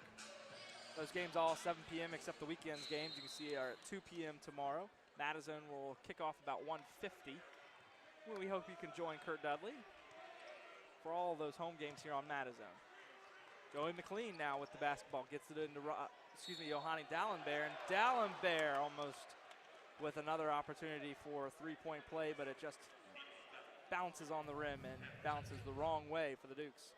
And JMU's done a really good job this half of getting in and getting those high percentage shots, and they've gotten a lot of fouls called against Elon so far and have had their chances at the free throw line. Dallenberg with the opportunity for 2 shots, makes the first one, and will remain at the line for one more. He's got 2 of them, converts his opportunity. And he's been one of the Duke's best free throw shooters so far this year. Up court go the Phoenix. Hamilton with the point guard duties here again and gets it to Winters, kicks it out, and driving is Thompson. Winters again, and now Hamilton has to recircle out of the key to the corner now, and Blake along the baseline still with Thompson. Now back out to the top of the key with 5 seconds to go. Got to get a shot in, and Blake puts it up, misses the rim entirely. Rebound was loose there as both Dimitri Thompson and Tom Vodanovich went for it. And I think they had called it originally for, and I think no, actually it was a technical called because Matt Matheny did not like the call there.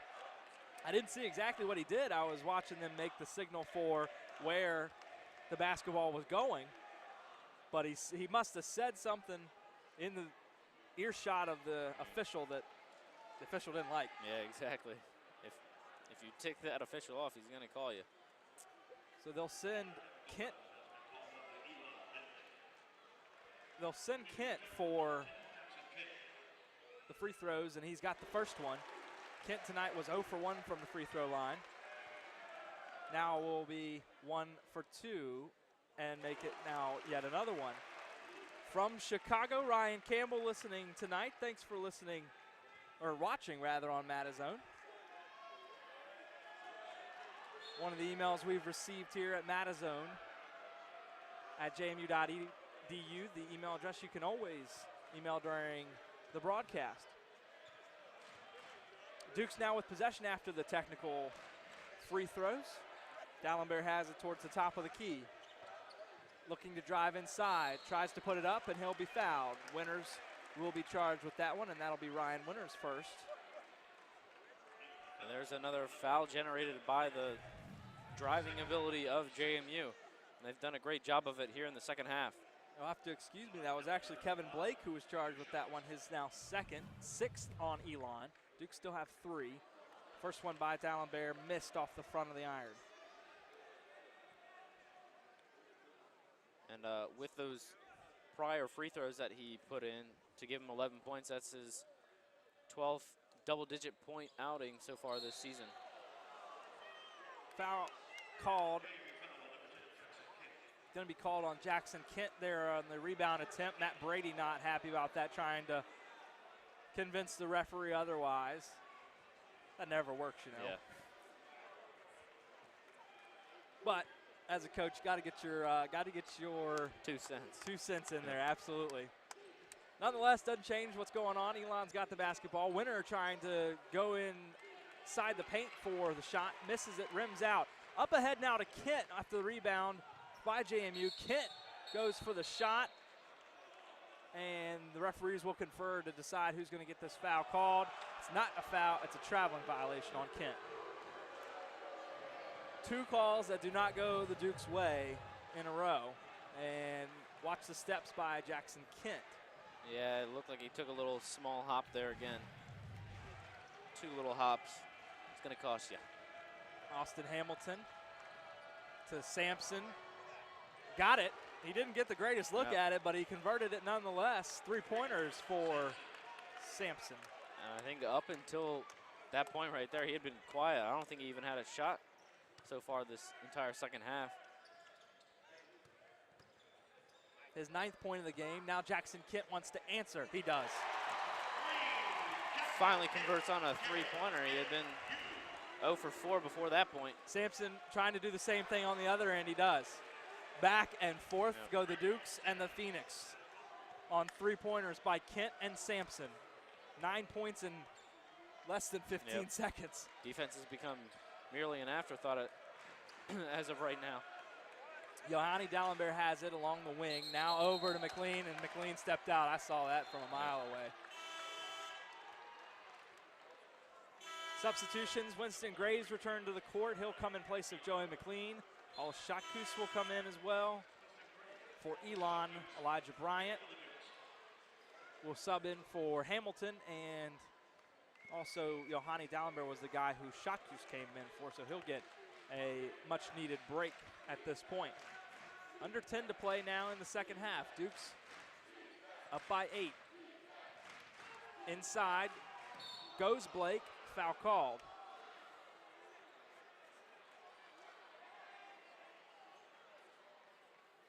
Foul going to be charged on the Dukes' Tom Vodanovich. Vodanovich, the sophomore, 6'8" from New Zealand. I don't think we talked about the New Zealander being from New Zealand there in the first half. No, not really. But he's been extremely impressive today, as he's got 9 points and 12 rebounds. He's really been that motor that JMU has needed this game on the offensive rebounding and the defensive glass. And just needs one more point for a double-double.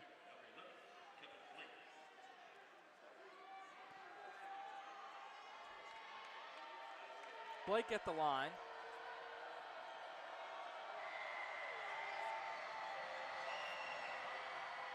And he'll get the first of 2 opportunities. Vodanovich with 4 fouls now will head out probably for what you'd have to think will be a good amount of time here in the second half to wait out those fouls. Ivan Lukic will get the opportunity to probably play a fair amount here in the second half. I would imagine that Vodanovich will probably be out until maybe the under 4-minute timeout. Again, Hari Hall not available tonight, really putting a difficult spin on the game here tonight for the Dukes. Second chance opportunity off the missed free throw is converted by Ryan Winters. And that's what you miss with Vodanovich out, is giving up those offensive rebounds to Elon. Foul called. Ron Curry with 7 fouls on Elon will head to the line. Will Curry. Foul there charged to Dimitri Thompson, his 3rd. Thompson quiet so far here in the second half. He had 6 there early on. Curry at the line tonight. He's not been there, so this is his first opportunity.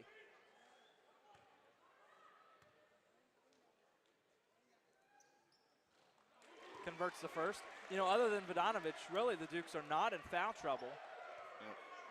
McLean's got 3, but the guards, I mean, there's a pretty good depth with the guard position for the Dukes. Curry on another chance. He's got the second one as well.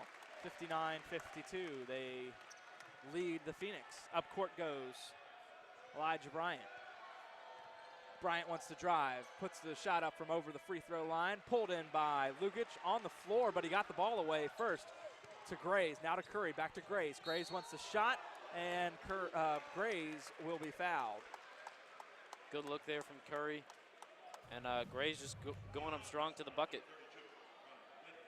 And getting another foul on Elon. They've already got 8 so far this half. Ryan Winters, the guy the foul will be charged against. Will be his first. And to the line goes Winston Grays. Grays also making his first trip tonight to the line. By the way, keep an eye on Sampson for Elon. He's at 4 3-point field goals now. It's actually the only 4 field goals he's made all game. One more, and he will overtake the 5th spot on the all-time list for Elon. Shot goes in for Grays from the charity stripe. Substitution sends Winters off in favor of Christian Hairston. And Grays remains at the line for one more shot.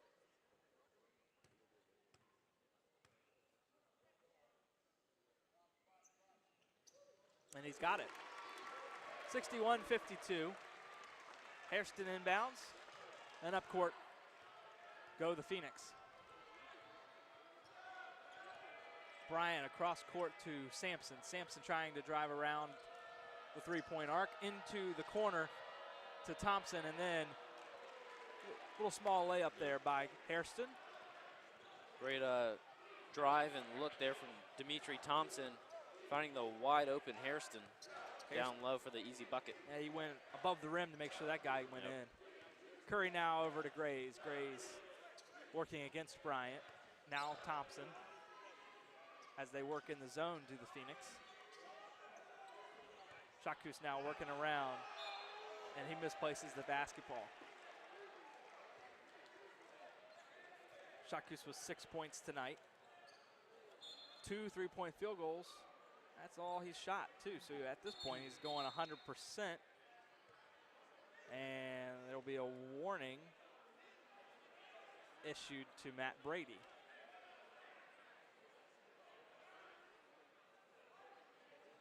I don't know. They're not giving him a technical. They won't give him a technical. I was waiting for that. I saw him just say that's enough. And so clearly he didn't say something as bad as Matt Matheny did early on to earn the technical, but enough that he had to be warned. Thompson with the shot, misses it. Grays on the rebound. Ron Curry up court now for the Dukes. Matt Brady, I think, will probably heed the advice. And unless something dramatic happens, he may. He's not going to try and cost his team a couple possessions, yeah. Grays lays it in, and it's a nice layup there for Winston. Bryant all by himself, shot put up, and foul called. It will be charged against Ivan Lukic. Now Lukic is third, and that could potentially bring some trouble now for the Dukes, as McLean, Lukic with 3, Vodanovic with 4. Leaves one of your only big guys left is Dallenberg. So it'll be an interesting last here 8 minutes on MadiZONE HD SportsNet, presented by the JMU Alumni Association. Back in a moment. You can't keep putting it off. Hey, I overheard your other issue. You know we can take care of that too. You do prostate exams? Well, yeah, it's the same thing, just for cars. We'll bundle it. It'll be cheaper. I like cheaper. Pretty much the same isn't the same. It's cheaper! Want the facts? Learn more at that'sthetruth.com. 7:28 remaining in the second half. The Dukes up 63-54 over Elon. And the defense of the first half has been replaced by offense in the second half. Though here within the last 2 or 3 minutes, I think fouls have all that's been really exchanged. Pepsi is the official beverage of JMU Athletics, and we appreciate their support. And when you need a good beverage, Pepsi is always a good place to turn. I cut you off, sorry. Oh, no, I was just going to say that, yeah, fouls definitely been a big part of the second half. we got Elon with 8 fouls, so JMU nearing the double bonus. And Elon themselves, they are now in the bonus because JMU's got 6 fouls, so the next foul is going to put them over the hump. And they've been Elon's been a good free throw shooting team, 11 of 15 tonight for 73%. JMU been all right at 13 to 20, 65%. So maybe if we get Kent to the line and Dallenberg, who are probably 2 of our best free throw shooters, get them to the line. We've been doing a good job of driving the lane and getting the fouls called against Elon and getting those open free throw opportunities. Free throws, you can just tell it's going to be one of those games that'll be critical down the stretch. If JMU can keep the lead that it has now, maybe not so much, but up until that point, especially if Elon can close the gap, which they could do here with Elijah Bryant at the line, going to play a huge role as we come down the stretch of this basketball game. He's our top scorer. He's going to need to step up. He has yet to score here this half. First shot, now no longer. Yep. As he puts that one in. Yeah, Rookie of the Week 4 times already, Elijah Bryant, the freshman. His most minutes of the season came against College of Charleston, which was their last game. So you can only imagine that he's going to just keep adding that and may work his way into the starting lineup the way he's playing, as that one tips through as well for another free throw converted by Elijah Bryant. Now under full court pressure of the Dukes. And he's got just 9 points here tonight, and a big part of that has been Joey McLean just kind of buzzing around him and really been pesky and getting all up in his face. And you could tell Bryant was frustrated with a lot of McLean's defense. Winston Grays now to Jackson Kent towards the top of the key. Shakus has got it around the wing, outside the three-point line. Curry works it around to Dallenberg. Dallenberg.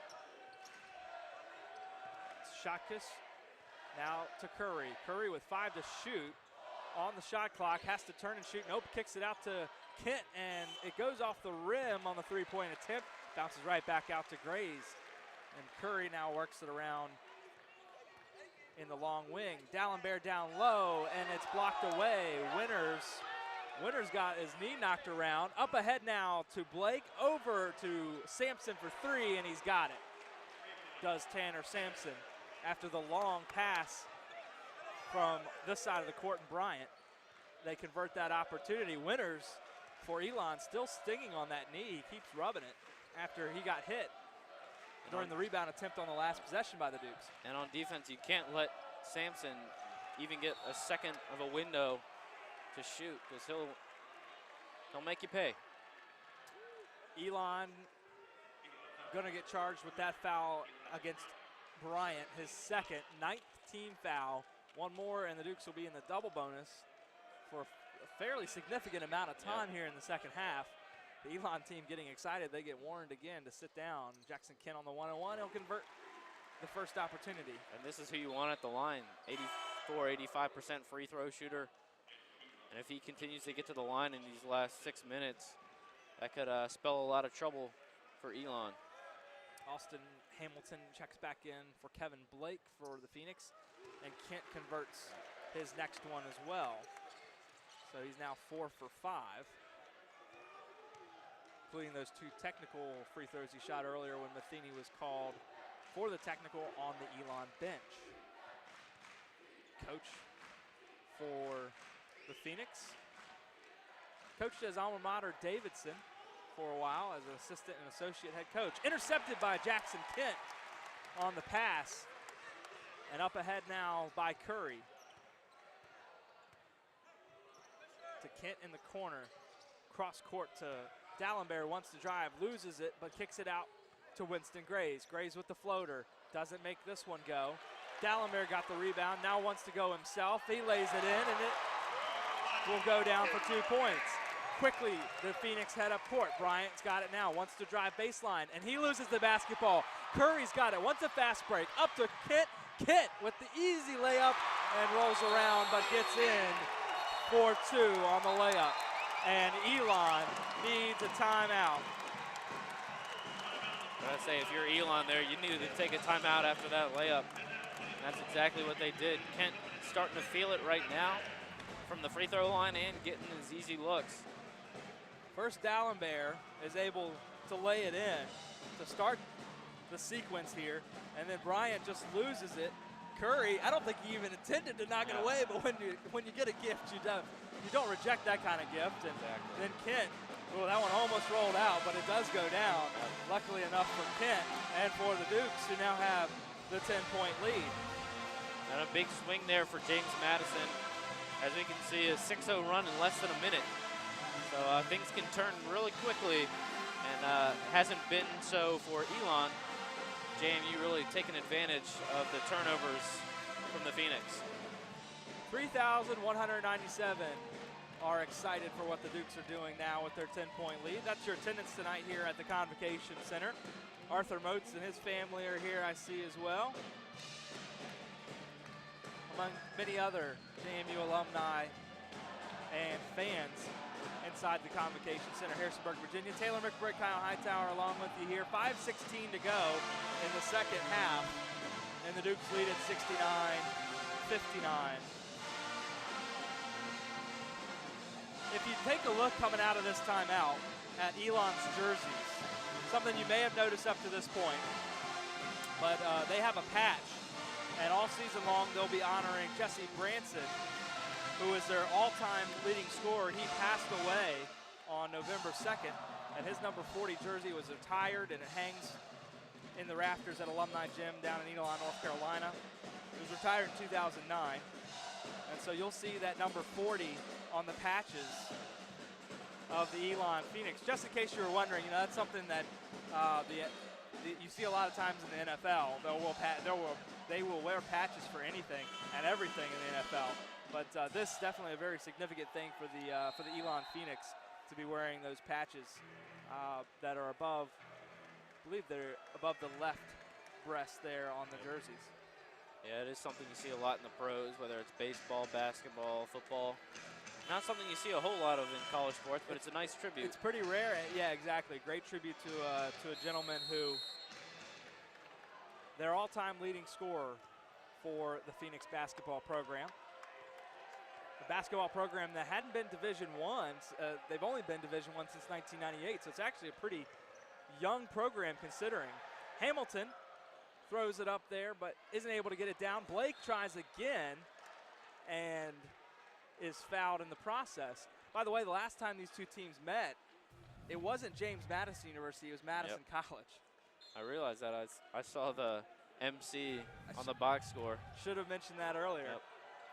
Into the corner for the three, foul called in the process, and the shot does not go down for Sampson.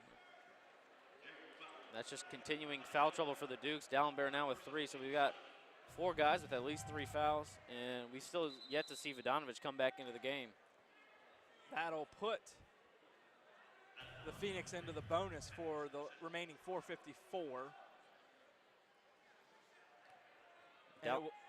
And D'Alembert can only be thankful right there that it didn't drop in, because it's in and out off the backboard. Tanner Sampson will shoot 3 at the line, as that was beyond the arc. Gets the first one, and it's a 9-point lead still for the Dukes.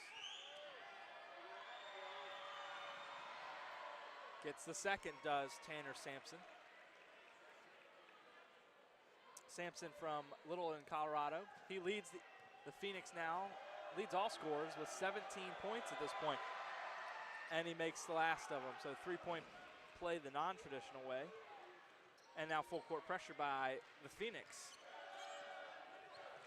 Also, he did get his 5th 3-point field goal, which makes him 5th in the all-time list as we get a foul on the other side of the court.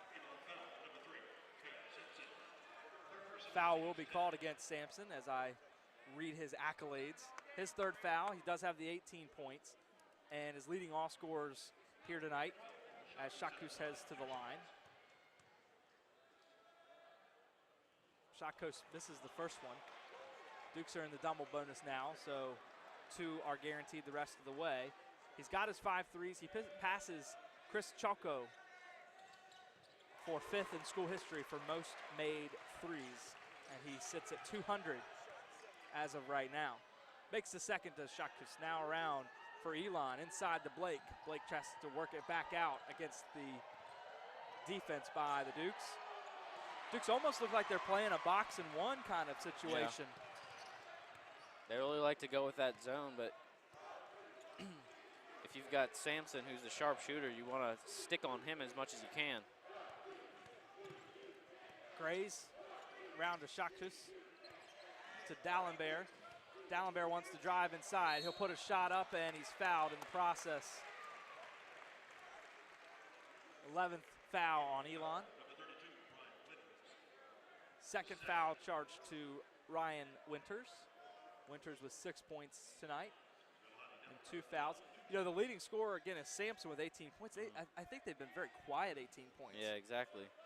They've really been in spurts almost, because he'll get like back-to-back threes, and then he won't hit anything for 8-10 minutes. Dallenberg misses the first one. He's got 3 at the free throw line and 5 from beyond the arc. 5 field goals, that's it. Bogdanovich coming back in. Shakus on the way out for arrest. Bogdanovich with his 4 fouls.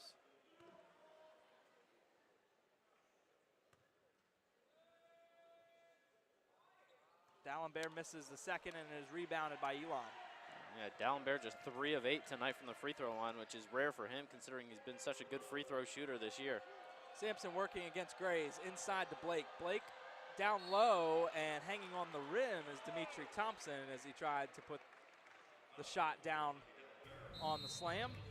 Foul going to be charged against Yohani Dallenberg, and Dallenberg now with 4.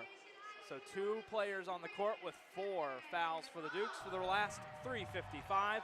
We'll be back for the last 3:55 on MadiZONE HD SportsNet, presented by the JMU Alumni Association after this timeout.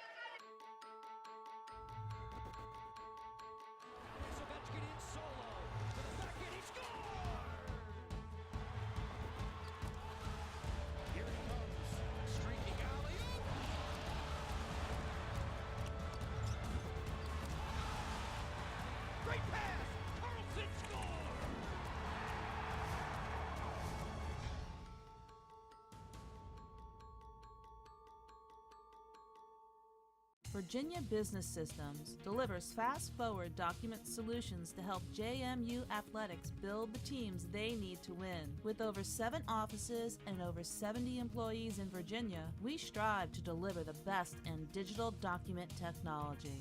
VBS Innovation takes our clients to new levels. But we're not just a proud supporter, we're also a Duke Club member, and we're owned by 2 JMU alums. Go Virginia Business Systems. 3 minutes, 55 seconds left in the second half as the Dukes lead by 8, 70-62 over the Phoenix of Elon. It is the first season for the Phoenix in the CAA. They fared pretty well at 10-8 overall and 2-3 in the CAA. They come over to the CAA from the SoCon. The JMU Dukes, meanwhile, they are on a 2-game road trip, first to Northeastern and then to Hofstra. That Northeastern game you can catch on Thursday at 6:40 on the JMU and Telos Wireless Network there in Boston. The Dukes will face a team that they lost to on January 8th here at the Convo, 65-59.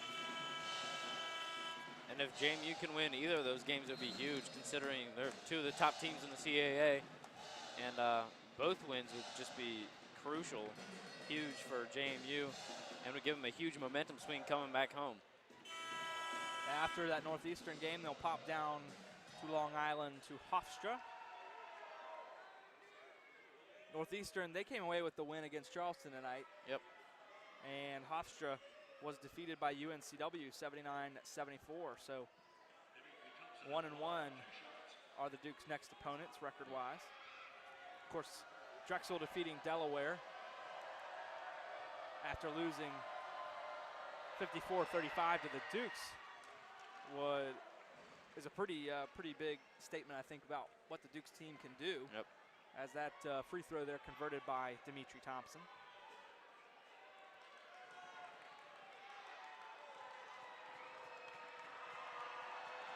Thompson's next, falls as well. So 6-point lead for the Dukes. They'll face some full court pressure, and trapped is Curry. He'll get it out to Grays. Grays up ahead to Dallenberg. Dallenberg working all alone, but then quickly Elon comes into play, knocks the ball away. Vodanovic recovers though and gets it out to Curry at the top of the key. Saves any missed opportunities there that the Dukes might have had. Grays, heavy defense by Blake. Stolen away by Hamilton, and Hamilton heads up one-on-one against Curry and finger rolls it in. Yeah, Curry doesn't have any fouls, but maybe should have used one there so you don't get the easy bucket. But Hamilton converts. Up ahead goes Jackson Kent. Yeah, Ron Curry, Winston Grays both without a foul, and Jackson Kent with only one. And then the other two in the lineup, well, I can't say the same about them. Yohani Dallenberg and Tom Vodanovic both with 4 fouls. As we work under 3 minutes here. Inside to Vodanovic. Vodanovic loses the basketball, gets on it, and timeout called by Matt Brady. Brady's first timeout of the whole game. Yep. I think Matheny's only taken one on the Elon side as well, so they're using the normal timeouts, media timeouts, very well in these situations that they haven't needed to call the timeouts.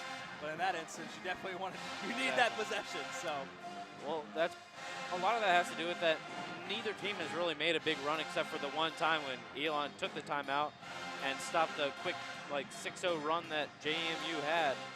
So, and then obviously, yeah, you had to call the timeout there. Vodanovic put the ball on the floor, lost it, and had to dive on top of it. I mean, Vodanovic shouldn't really be putting the ball on the floor too much anyways. Well, and Tom Vodanovic, during the middle half of this half, so from between like the 13-minute mark to the 10-minute mark, he had a good run. Yep. He was hitting his shots, and he was getting the hoops and the harms to head to the free throw line, where he's 3 for 6 tonight, and getting the rebounds. He's got 12, which leads not only the Dukes, but leads all rebounders tonight. He leads all rebounders with 4 offensive rebounds as well. But then the foul trouble just really messed everything up in terms of whether or not he could get in there. Ron Curry puts a shot up. It's recovered by Grays.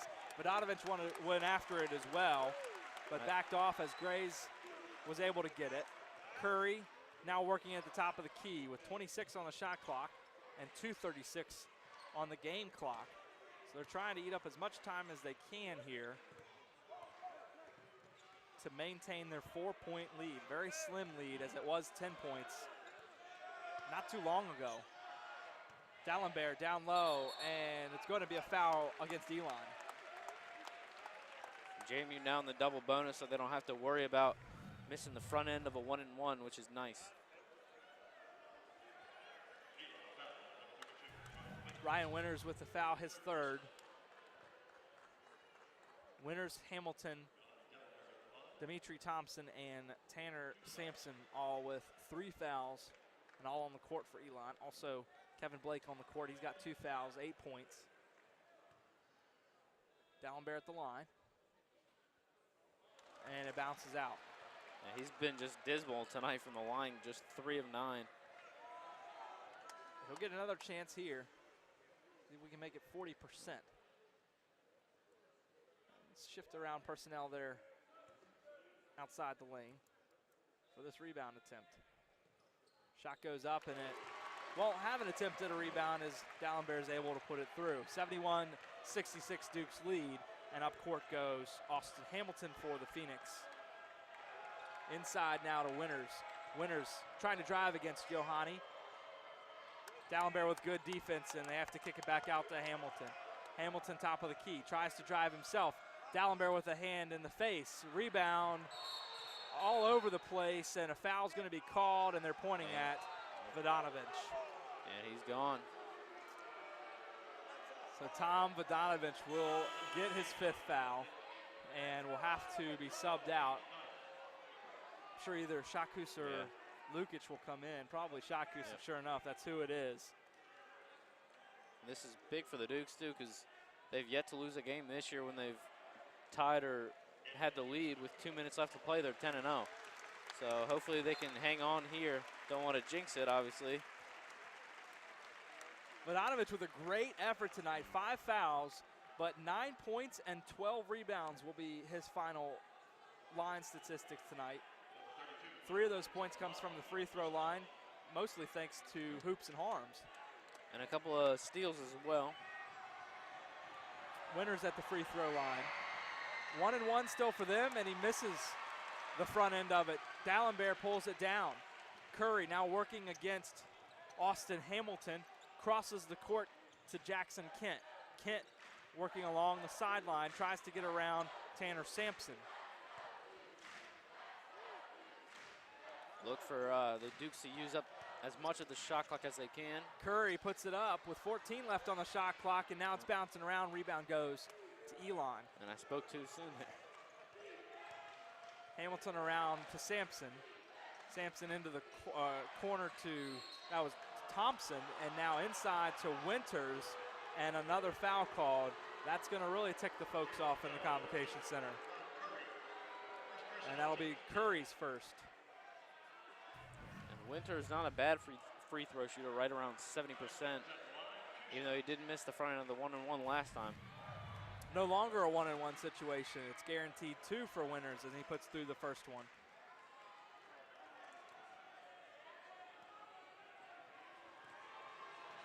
Second one going up, and it's in as well. Quick subs. Joey McLean will come in, but actually we'll get a timeout from Elon first. They're going to take a quick 30-second timeout, and so we'll take a quick chance to recap what's going on here. JMU up 71-68. Tom Vodanovich is out of the ball game with 5 fouls. And JMU been a little bit sloppy the last couple minutes, and also have committed quite a few fouls here in about 2-minute span, and they've been sending Elon to the line. And given the opportunity now to be in the double bonus for the Phoenix.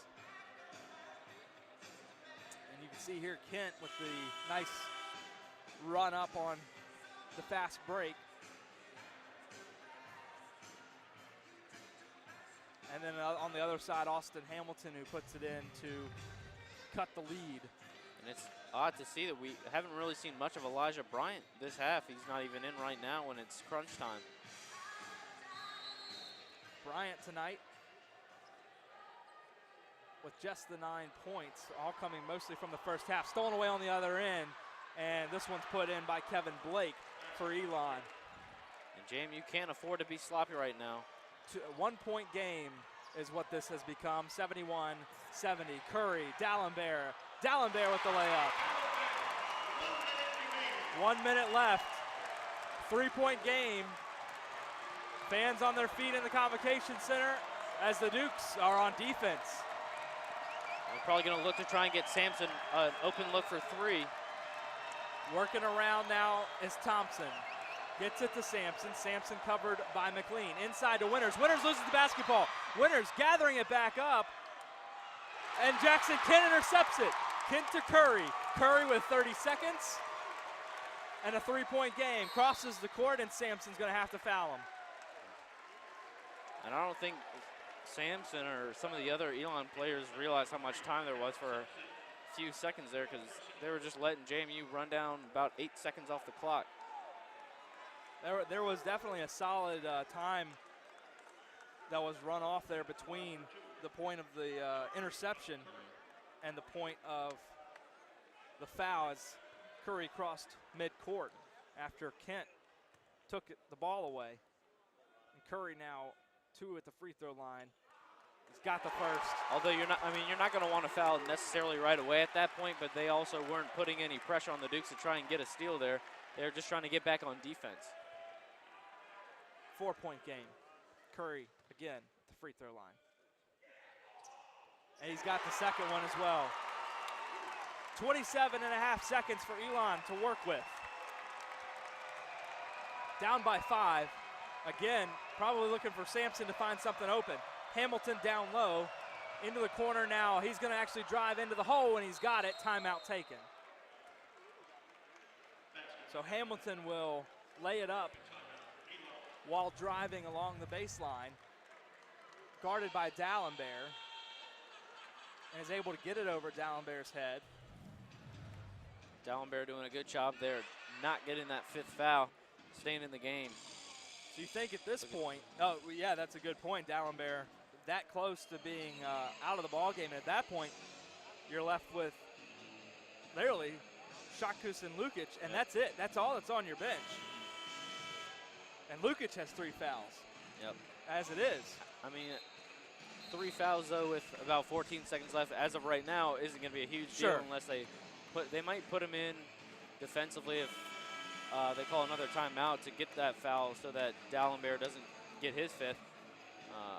But I'd say look for them to try and get the ball to Jackson Kent right here, their best free throw shooter on the floor. That's definitely who you would want at the line tonight. 4 of 5. He's got 15 points. Dallenberg is the leading JMU scorer with 16.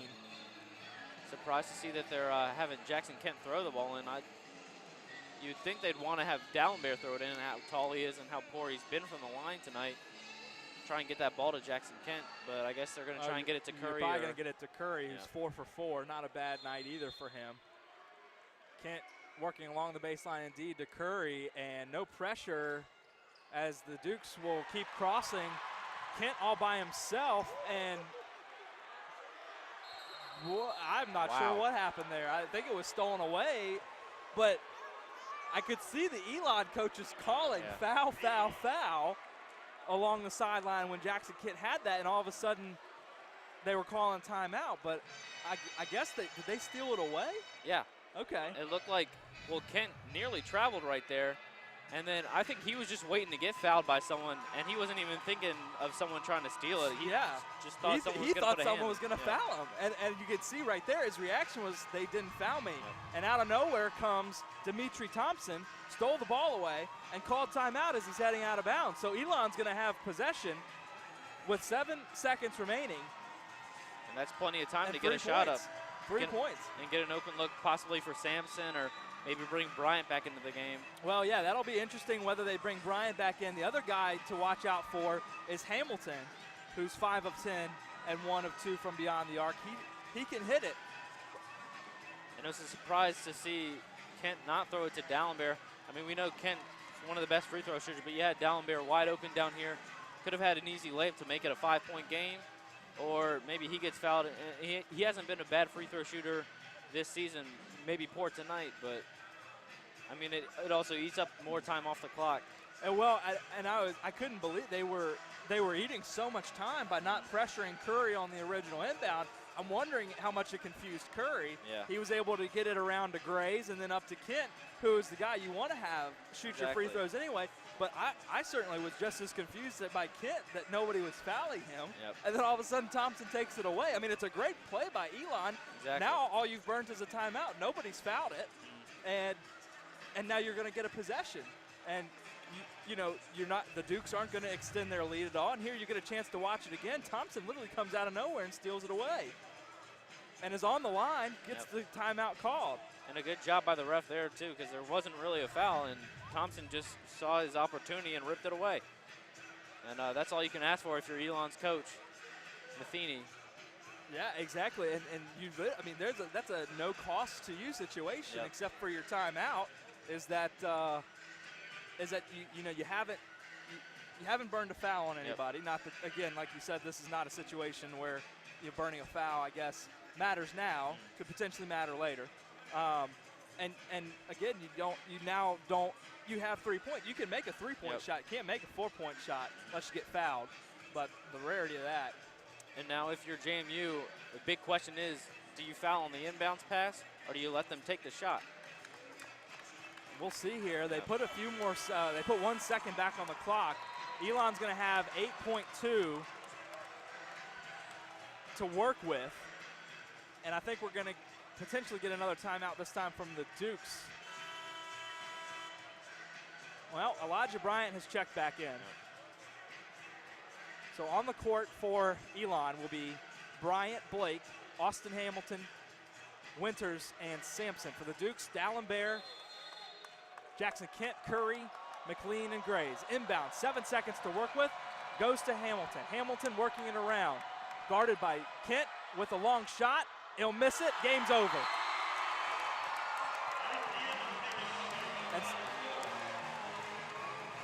And so the Dukes narrowly escape the Phoenix of Elon, the newcomers, and 75-72. And it looked like Hamilton was going to have a wide open shot right there off the double screen, but he didn't take it. He waited almost for the defenders to come and threw one up over them, and it was well long. Thankfully for the Dukes, that he didn't take a wide open shot right there off the double screen. Matt Brady, his 110 win to match the losses, which I'm sure he's excited about, to have his record remain in that 500. And hopefully for the rest of this season, we'll get that number on the left higher of the 110s. The Dukes with a big win here inside the Colonial Athletic Association play, and certainly a good momentum booster as they head on the road to 2 tough games at Northeastern and at Hofstra coming up. We're going to take a break, and we'll be back to recap this game and take a look at what lies in the future for the Dukes after we take this time out on MadiZONE HD SportsNet, presented by the JMU Alumni Association. Is he still in there? Yeah. Sleeping in the closet every single night. This has got to stop. Oh, hey, Elaine. How's it going? How much longer are you going to be here? Billy is 5. 6. 12 years. But don't worry about me. I got my pillow pet. Tame the tuition monster. Visit Virginia529.com and see why it's the nation's largest 529 college savings plan. Hey, who wants popcorn? The Residence Inn by Marriott provides guests with plenty of room. Room to recharge. Room to prepare. Room to relax. Stay one night or as long as you like. The Residence Inn by Marriott provides each guest with amenities tailored to their individual needs. Spacious suites with all the comforts of home, because it's not just a room, it's a residence.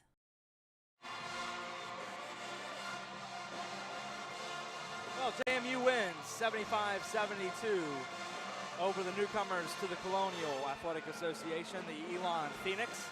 The Dukes will go to Elon on February 14th, Valentine's Day. 7 p.m. will be that game.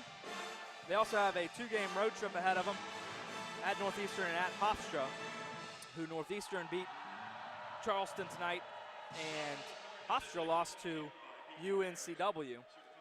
And so here this evening, it was, I hate to use the cliche, and it's not really that true, but a tale of two halves somewhat. Yep. But both teams, it was a tale of the defensive half and a tale of the offensive half, and even potentially a tale of two halves within the second half with all the fouls towards the tail end of it. But Elon gave it its best shot to try and make a comeback here. Yep. The second half, they both scored 42 points. Good offensive outing in the second half for both teams. JMU got really hot with about, I don't know, maybe 8 to 10 minutes left where they got on that run, and they were really feeling it. Elon called that timeout to stop the run, and JMU kind of cooled off the last, I don't know, maybe 5 minutes or so, and their defense really had to step up, and they did right down near the stretch. Their offense was the one that nearly gave it away at the end. For Elon tonight, points in the paint, 24, 23 off JMU turnovers, 10 second chance points, 14 on the fast break, and 24 off the bench for JMU. 32 down low, 18 off turnovers, 9 second chance points, 6 on the fast break, and 16 off the bench. We had the score tied 4 times, and the lead changed 1 time. So the Dukes took the lead, and they did not look back. And they took the lead with 9:32 to go in the first half, and never looked back at that point. But Elon really did make a run, mainly through the last 3 minutes, from about 3:55 to 1:21. Elon was able to swing 6 points. And that's how we ended up in the situation that we did. That there's only a 3-point win, and those 3 points coming from the first half. As you said, they both scored 42 points in the second half. Taking a look at the Elon statistics, line score, leading scorer, and leading scorer for all scores tonight, Tanner Sampson, 18. He was 5 of 12 from beyond the arc, 5 of 13 from the field, 3 for 3 from the free throw line, adding up to 18 points and 3 rebounds. Tony Sabato, Ryan Winters each with 4 rebounds. Winters had 8 points to go along with his rebounds as well. Austin Hamilton with 11 points, 4 rebounds. Kevin Blake with 6 rebounds and 10 points. And Dimitri Thompson with 8 points and 5 rebounds. Some other notes, Christian Hairston with 7 tonight, and Elijah Bryant kept relatively quiet by the Dukes. He went 6 for 6 from the free throw line, but he wasn't in those last 3 or 4 minutes up until about the 1 minute mark. Even maybe the 30-second mark was when he got put in. Otherwise, he was not in the ball game there in the tail end of everything. And that was in 21 minutes of work off the bench. And 34 minutes for Kevin Blake leads all of their minutes here tonight. For the totals, in the first half, Elon shot 34%. In the second, 41% to make it 38% from the field, 38% from beyond the arc as well. About even both halves at 38.5 for the first half and 37.5 for the second half. That's from beyond the arc, and 80% on free throw shooting as well. And for JMU, Yohani with another big point outing. He had 16 points. Could have had even more with 6 missed free throws. And then Tom Vodanovich played huge tonight with his 9 points and 12 rebounds and a couple steals as well. And big on the offensive boards, collecting 4 offensive rebounds. And then Ron Curry, 5th straight game with at least 10 points. Also added 3 rebounds and 4 assists and another steal. And Winston Gray's 9 points, 7 rebounds again for the 2nd straight game. He also had an assist, a block, and a steal. Jackson Kent had a pretty good night, not necessarily from 3, just 1 of 6 from 3, but put up 15 points, 4 rebounds, and 3 steals. And Joey McLean, fairly quiet in the second half, but that first half he had the 9 points and 2 steals and added another steal in the second half. And yeah, only 8-man rotation tonight for the Dukes. And shot well, shot 50% for the game, 54% in the second half. And they really need to improve their free throw game, though, just 63% tonight, 19 of 30 from the line. Well done, though, by Ron Curry, 4 of 4, and Jackson Kent, 4 of 5. Winston Gray's 2 of 2 as well, but Dallenberg only 4 of 10, Vodanovich 3 of 6. They could improve that a little bit, probably a little bit more comfortable there in the final goings of the second half here, instead of the craziness that kind of transpired there with 7 seconds to go, where Kent thought he was going to go to the line and ended up not. So with that, we will take our final break. And when we return, we'll close it out here from the Convocation Center in Harrisonburg on MadiZONE HD SportsNet, presented by the JMU Alumni Association. I knew going to JMU would be more about just getting a master's. I just knew that it was the place for me. I feel as though that I'm a part of the institution. You will never meet a stranger. Everyone is always willing to help you out and to help you through your graduate experience here at James Madison University. The graduate school here is a great choice. The education that you receive is top-notch. It's one of the best in the country. And from here, everything is possible.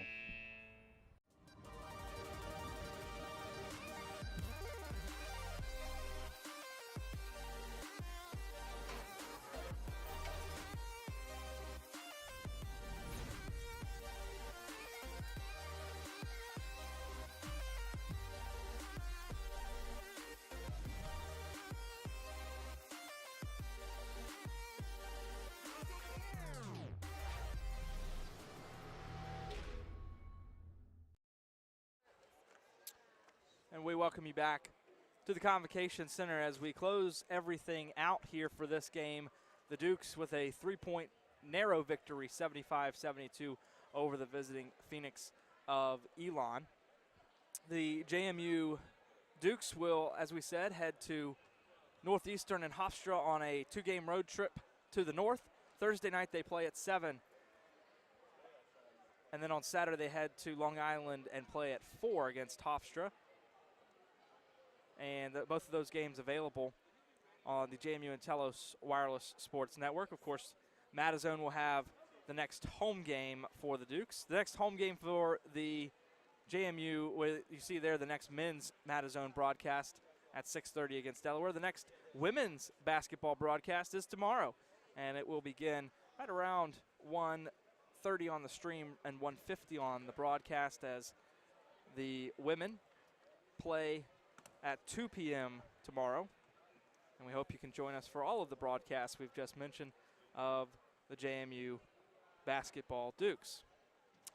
And as we close out, some thanks to issue out to folks. First to Dan Wire of Elon for the fantastic notes for us, as well as Chris Brooks of the JMU Dukes and the fantastic notes he issued to us as well. Also JMU Assistant Athletic Director John Martin. A big thanks to him as he puts together a lot of stuff behind the scenes for us. And our executive producer tonight, both John Salem and Kelly Bowmaster working in that role. Our director was Justin Ross, and the rest of the staff from Telemedia Productions.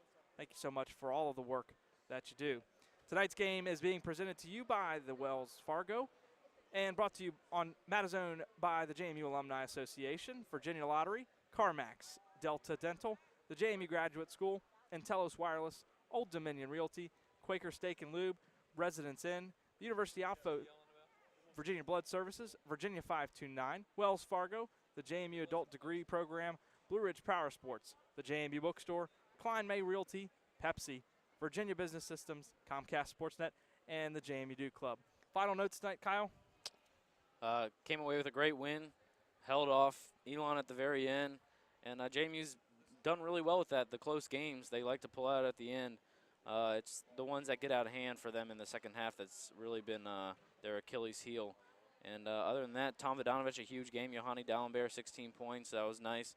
And a good fight by the Elon Phoenix tonight. And Sampson with the 18 points. Impressive for Elon.